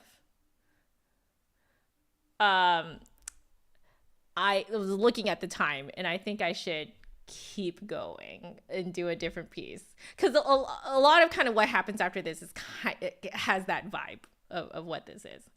Yes. Clearly, definitely there's some parts in here that, like, if you're sight reading it, will definitely like throw you for a loop. But it is so good when it's played like together with two flutes. It's so good. Okay, this is the one that I am not actually quite sure exactly how it sounds. You would think that I would know, but no, I don't. So I'm going to just pop on my headphones and listen for, I'm just going to look it up on YouTube really quick. So, okay, so YouTube.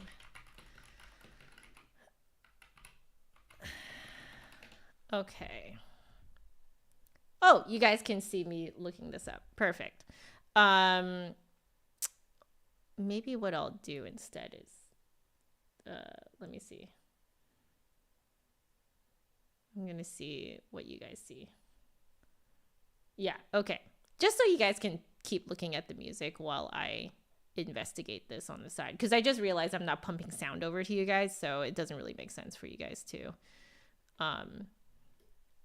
listen to what I'm doing. So I'm just going to listen to just the top one that comes out.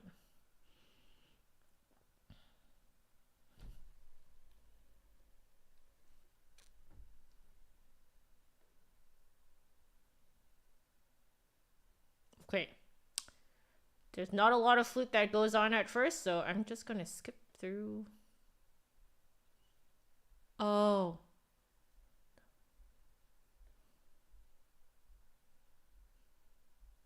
Okay.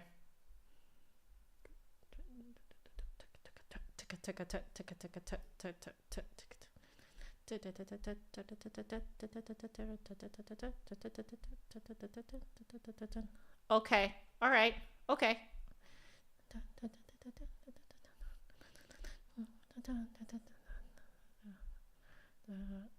Did you want flute 2 on this as well? I recall.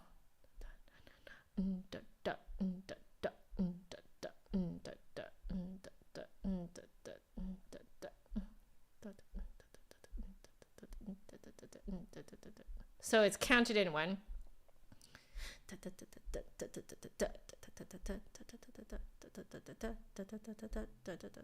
Okay.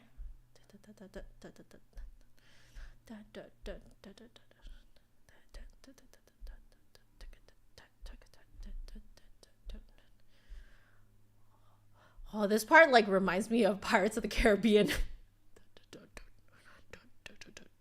Like the low strings, you know.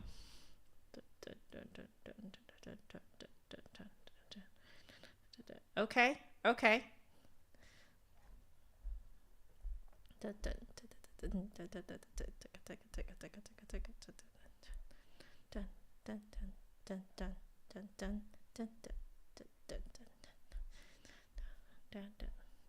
I'm just gonna see. It was player's choice. Got it.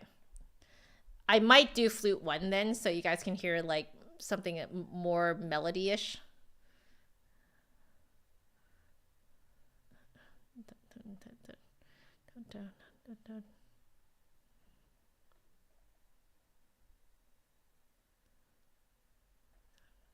Oh, there's like a really sweet violin part.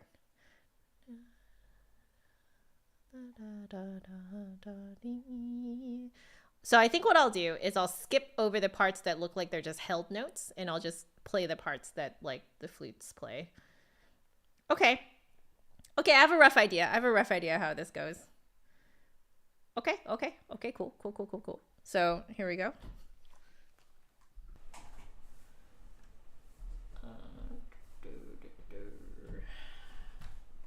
Here we go.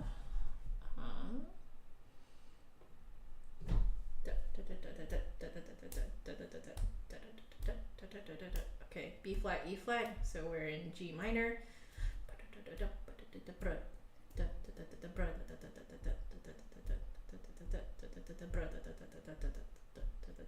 Okay, here we go.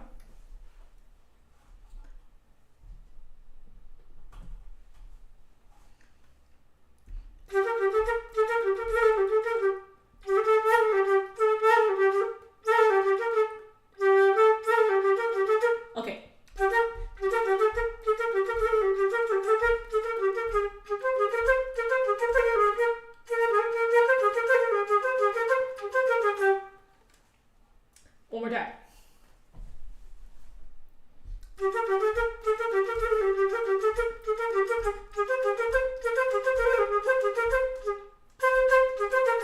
Oh, almost.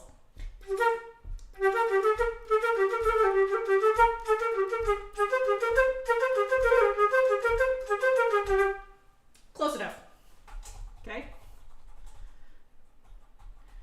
Beep, beep, beep. And then we do.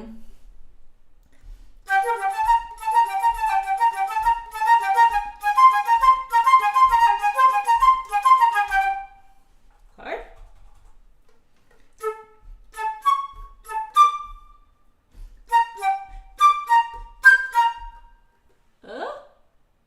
Okay.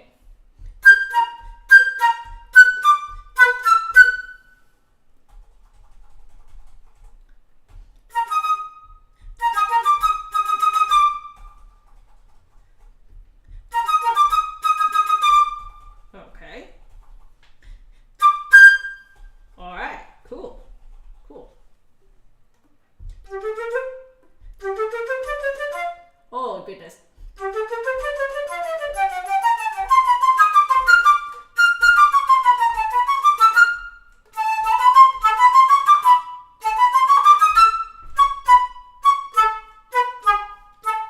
We're doing that one more time.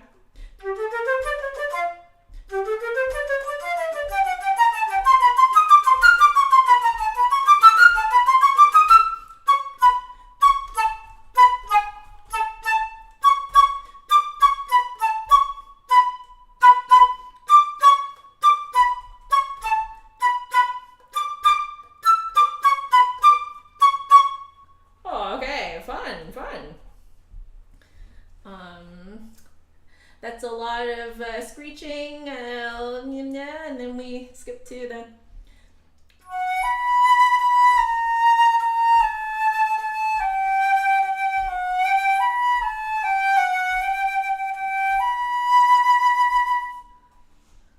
I think it was about that slow, that fast, something like that. Keep going. Oh, whoops.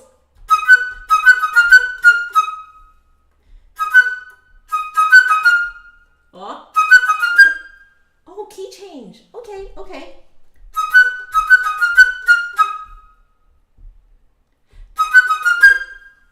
There we go, see?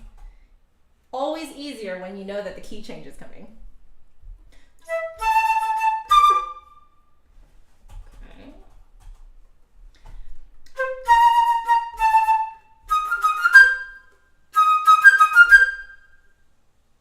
Oh, okay.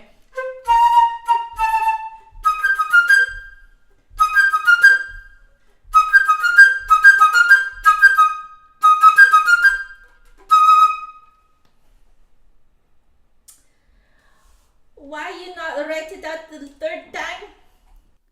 Why you not write it out the third time? You wrote it out the second time. Why not the third time? How dare you? Okay. Oh, hi, love. Happy birthday. Thanks, love. How are you? Oh, love. Okay. I'm gonna switch back to this screen so that they can see this gloriousness that you've done.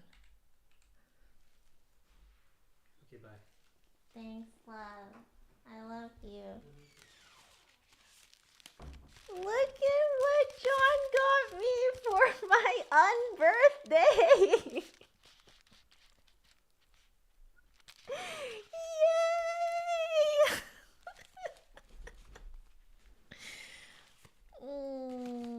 These are all my favorites. As you can tell, I love intense dark chocolate.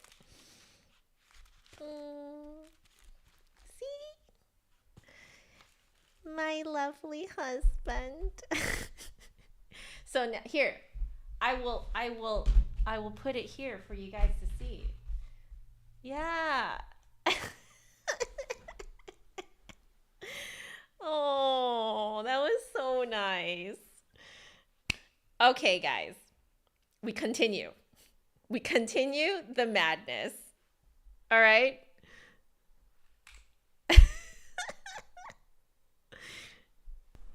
All right, back to our flute microphones. Okay.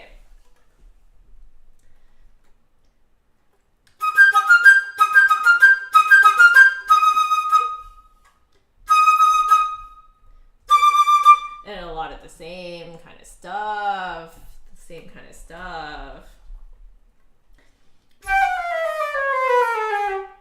All right, very cool.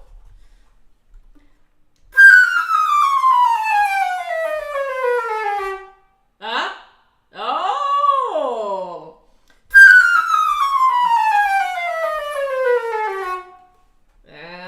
See, at this point, like, okay, if you were doing this in actual practice, okay, like if that happened to me in a rehearsal, what I would do is I would mark it like this. You guys see that? So that way, if I see that bracket, then I'll know that it breaks away from the chromatic scale. I'm sure a bunch of you guys already do this, but I know that some of you guys are watching who like may wonder, like, how do you just kind of like know when to break out? You cheat and you write it in. Okay. There we go. Keep going.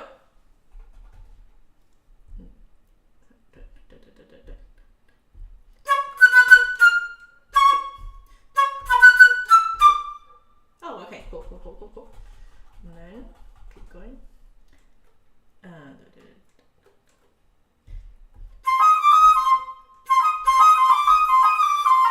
What the?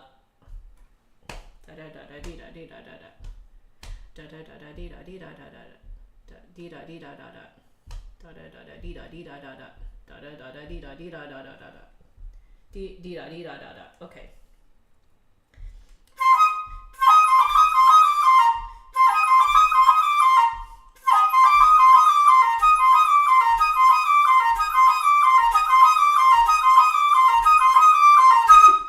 Hey, okay.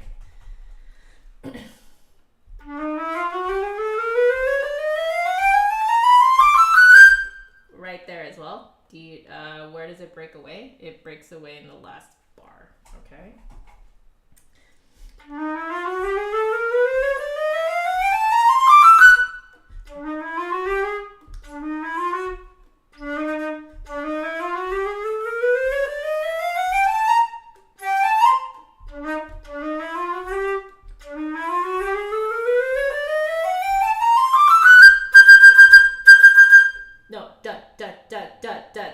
Is it eighth notes? Is it eight? It's eight.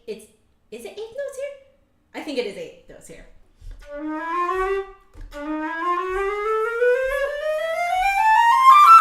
Nope.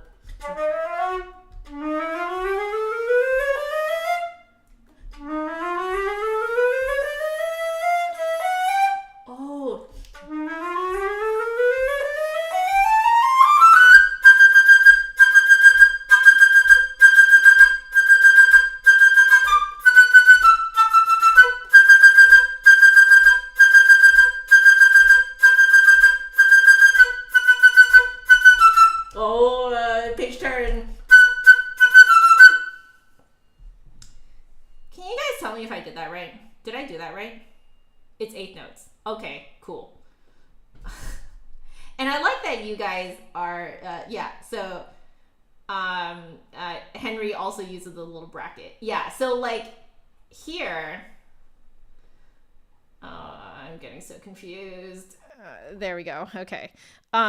So here, what I would mark in here is, so I would mark in, it breaks away on the E here. So I would go like this. And that would just let me know I'm breaking away. In fact, I can play it again for you guys so you guys can hear like the difference in my confidence.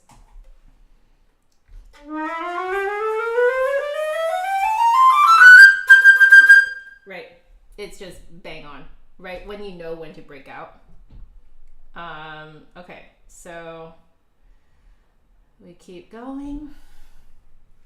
I kind of want to skip to a part that's a little bit, yeah, let's skip here to the animato. So There we go.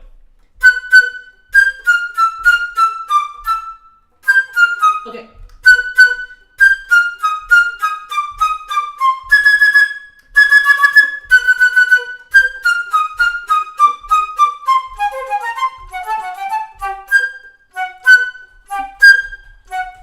It's not responding to me.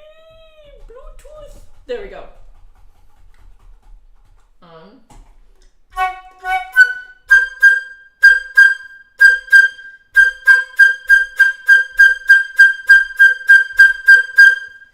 Okay.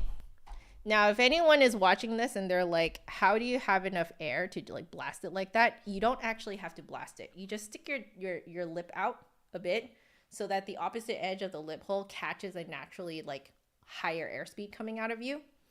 And then you don't actually even have to push so hard. It's like, because it's so high, it's already naturally really loud. So you don't actually have to like push in a whole ton of air. Okay, we're done. Really. I mean, there's only the last bit here. How fast is this?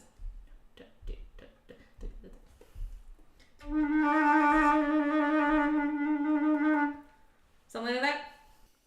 Something like that, I think. Let me swab. Okay. We're going to have to bum rush our way through the last 4. I hope you guys are going to be okay with that.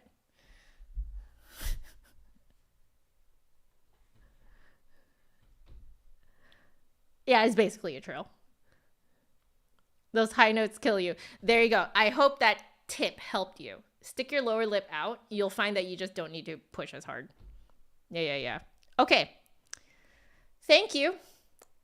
Void, I believe this was your suggestion. Thank you for that. Okay, we are going to do our Legend of Zelda medley. Here we go. I think this was suggested by Unsphered. Yes. Okay, here we go.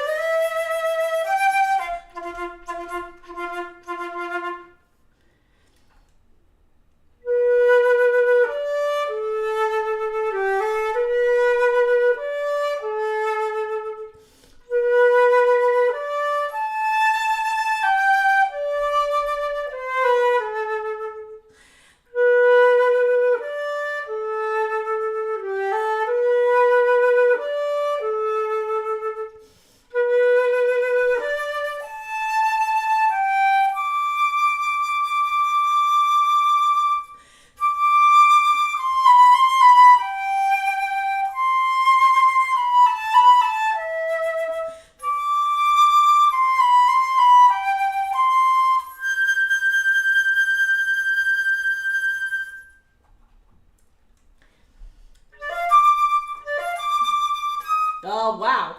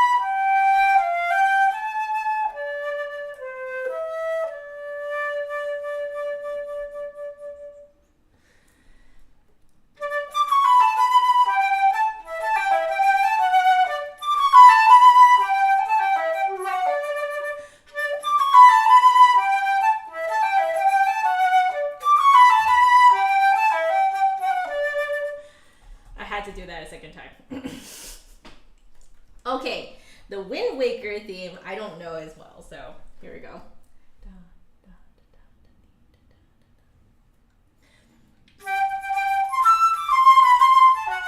Oh, sorry.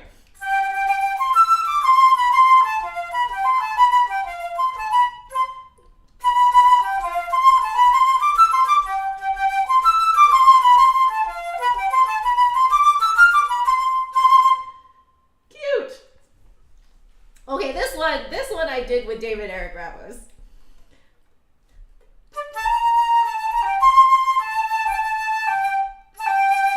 Okay.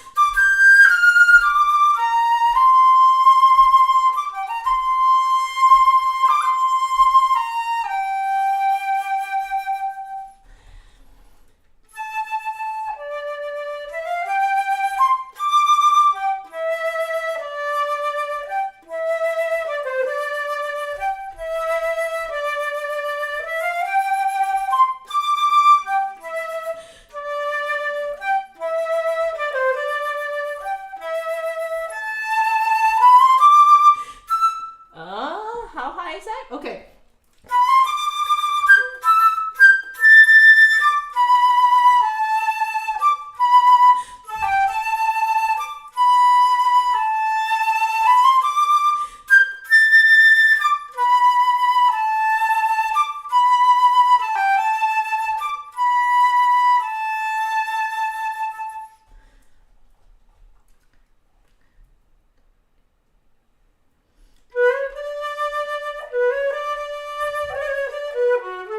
I do not know this one. I do not know this one. Okay. We're gonna check the tempo just so that I do it at least close to what it is. As you can tell, I did not play Wind Waker. Okay,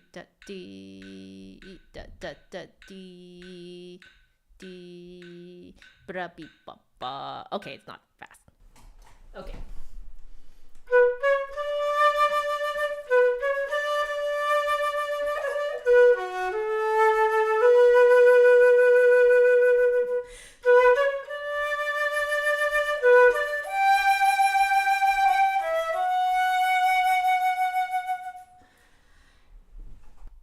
And then I only watched the cutscenes for Twilight Princess, so I also don't know if I even remotely remember Midna's lament. So we'll see though.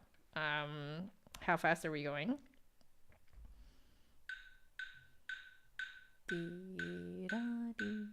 Okay, okay.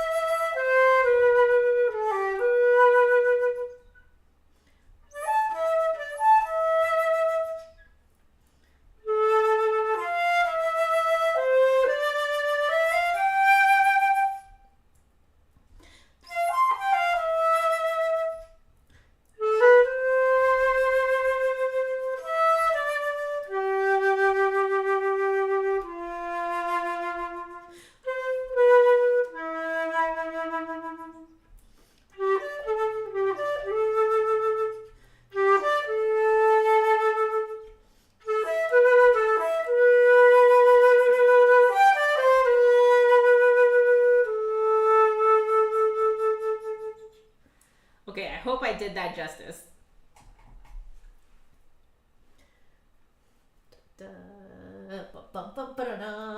you guys can tell I've played this one. Yeah.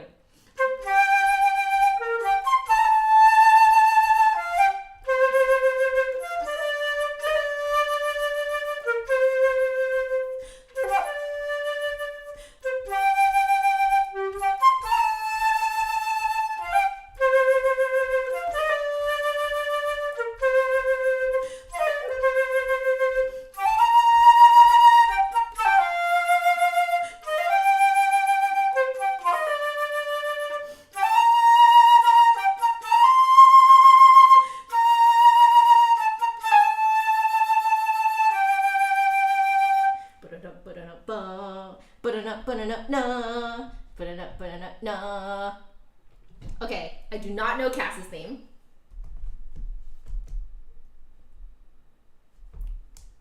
So 180.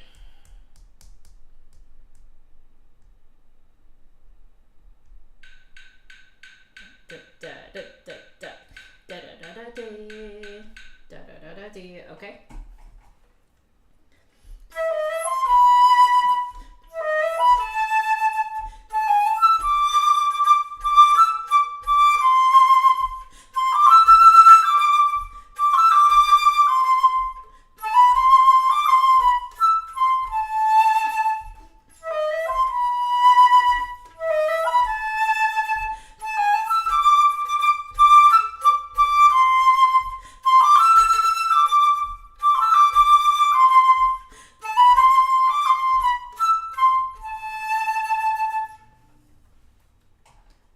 Okay, I very slightly lied there. As soon as I started playing it, I was like, I do actually recognize this. So I must have heard it from like a video or something. But anyway, here we go. Breath of the Wild main theme. Let's see. What are we doing here?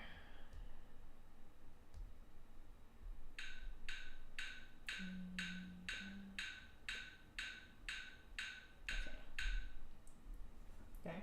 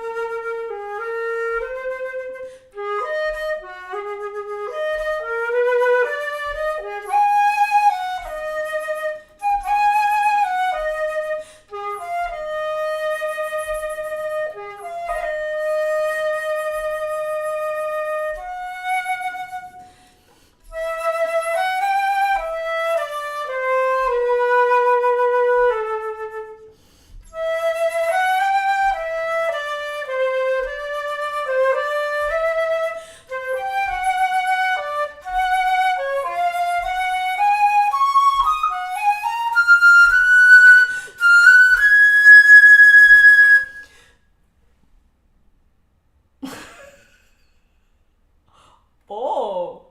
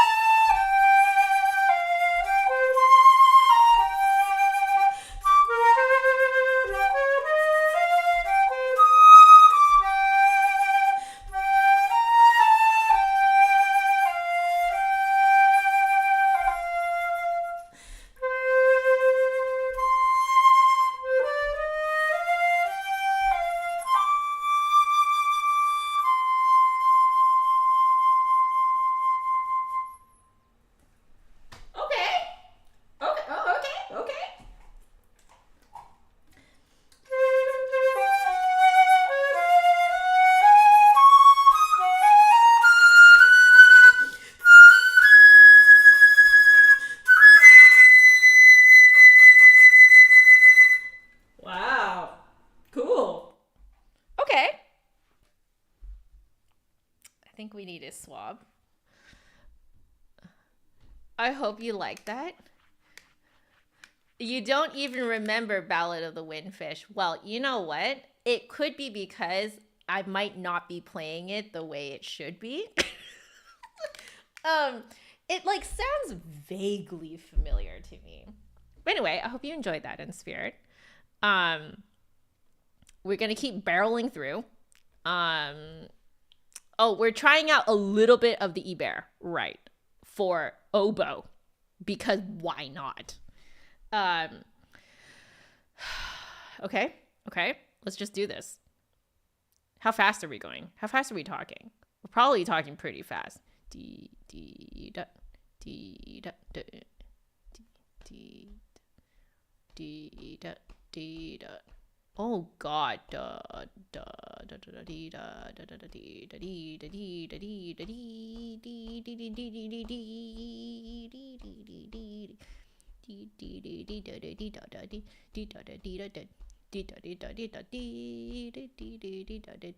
dee. I mean, that's probably how fast it goes, right?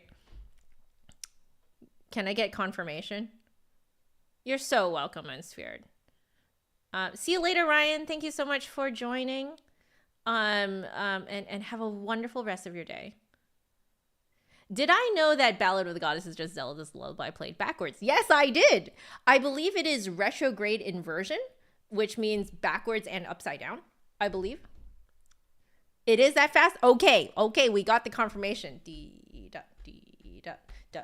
Okay, we are going to just we're gonna do this. Wait, I'm sorry, guys. I cannot freaking keep track. Okay, that I'm fine. Here.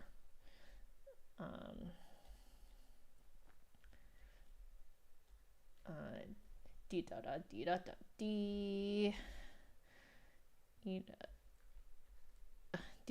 Because the articulations are like kind of offset from what I think I want to do.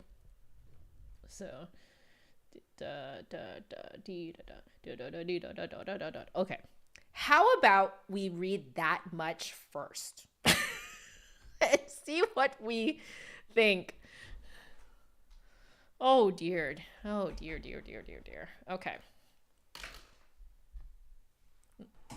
All right.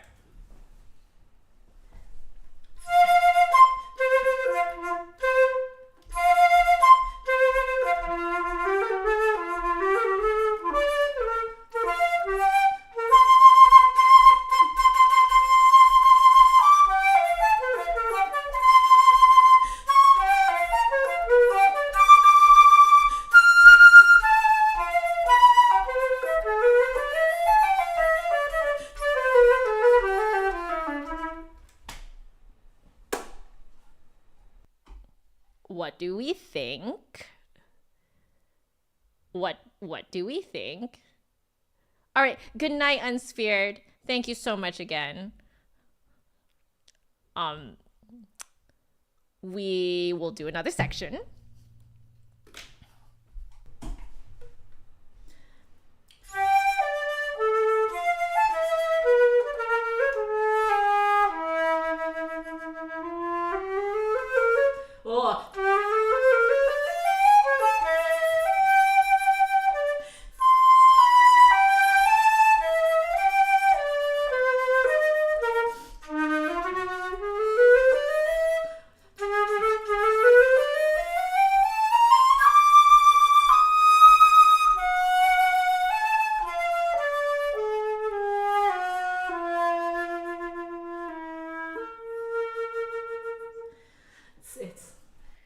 This is so E-Bear, it hurts.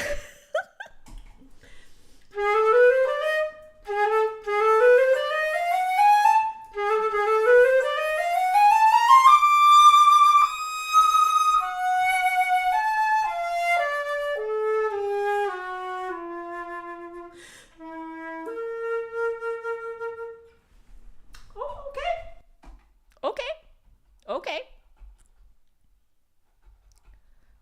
Let's read one more section. Well, let's read this much, yeah? Okay.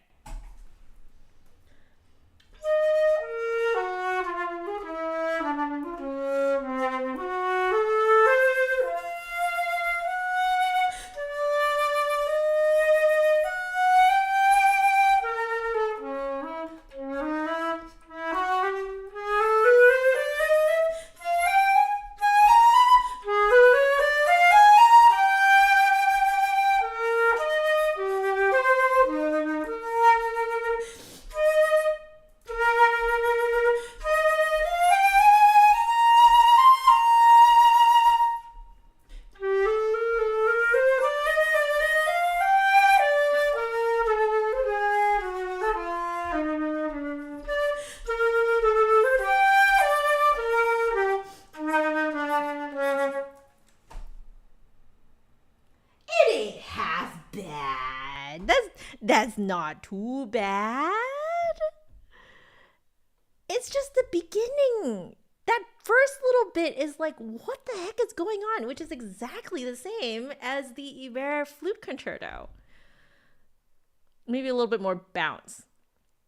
The chromatic but not really scales are so Iber. They are so. A little bit more bounce. Did I do more bounce there? Was that more bounce? I feel like I started to feel the bounce a little bit later on, right? Anyway, I think I should move on. Are you happy with that, Henry? Let me know if you want me to read a little bit more or if you're good with that. Hey, Jackie, how are you doing?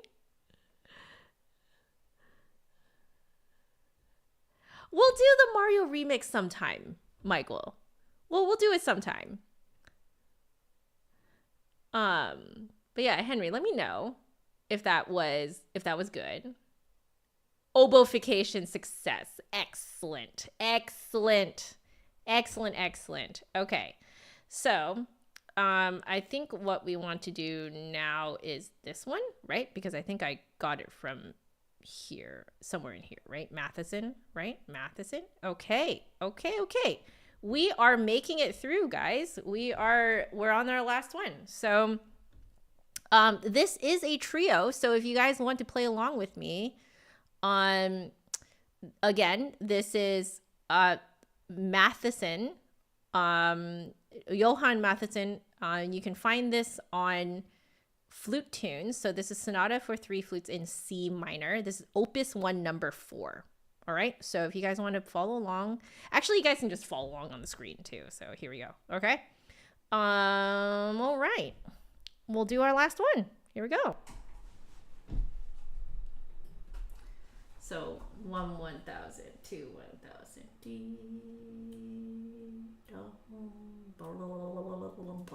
Okay, sounds good.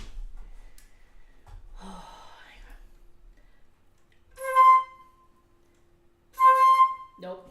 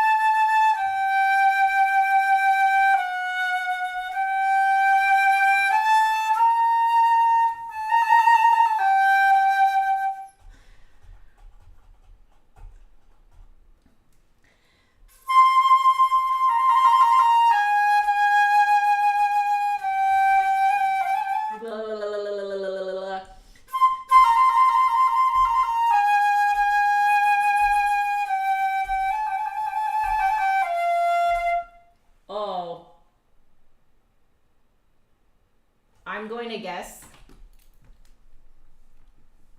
to guess because there's an A flat here and an A flat here. So I'm guessing that should have a flat up there. Okay, we are starting from pick up to 12. Okay?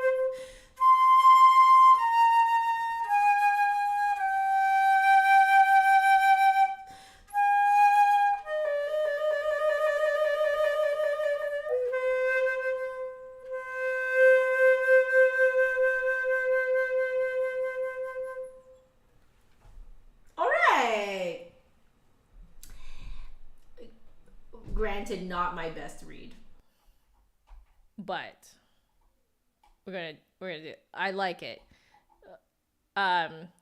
Play trio, eat pie, or eat pie and listen. Tough call. I feel it, CYT. I feel it. Also, welcome to the stream. How are you? Oh, you're so welcome for the tip. On the tie breaking the flutes from the flute track. It sounds like it worked out for you. Great. So Jackie, you're good. Ended up getting a Burkhart Global Piccolo. Oh, so worth it. Yes, congratulations. That's a beautiful piccolo. Yes. Okay, you're right. I should probably just do a happy birthday to myself. Wow. Okay, I had to think about the solfege for a second. So let's do that.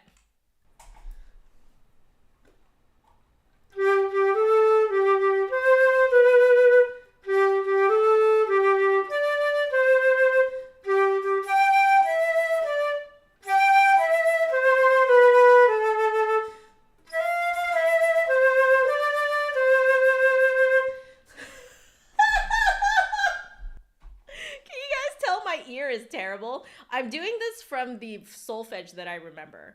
Like I had to like kind of like solfege it in my head as I went. Okay, let's do it again.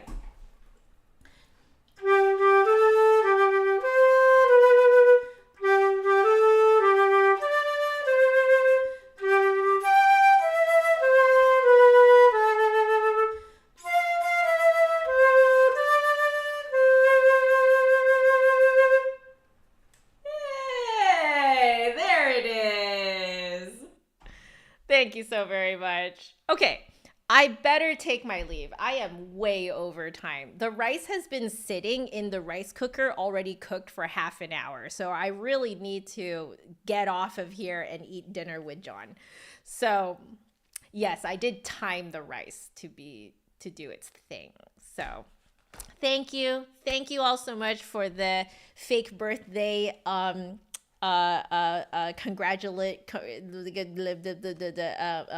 wishes. Thank you. I really enjoyed this. I really want to do it again, and I want to do a version of this that is just me only playing duets and trios and stuff so that you guys can play along. I think that would be really fun. So thank you all so much for joining. Y'all are so sweet. Please stay happy, healthy, and safe to the best of your abilities. Life will throw you lemons, okay? You just make lemonade from that and enjoy your life. It's, you know, my life completely fell apart today, and yet we're still here having fun. So, yeah, okay? You guys do what you need. I love you all so very much. Take care of yourselves because there's no music without the musician. And I shall see you guys tomorrow, hopefully for a good practice stream.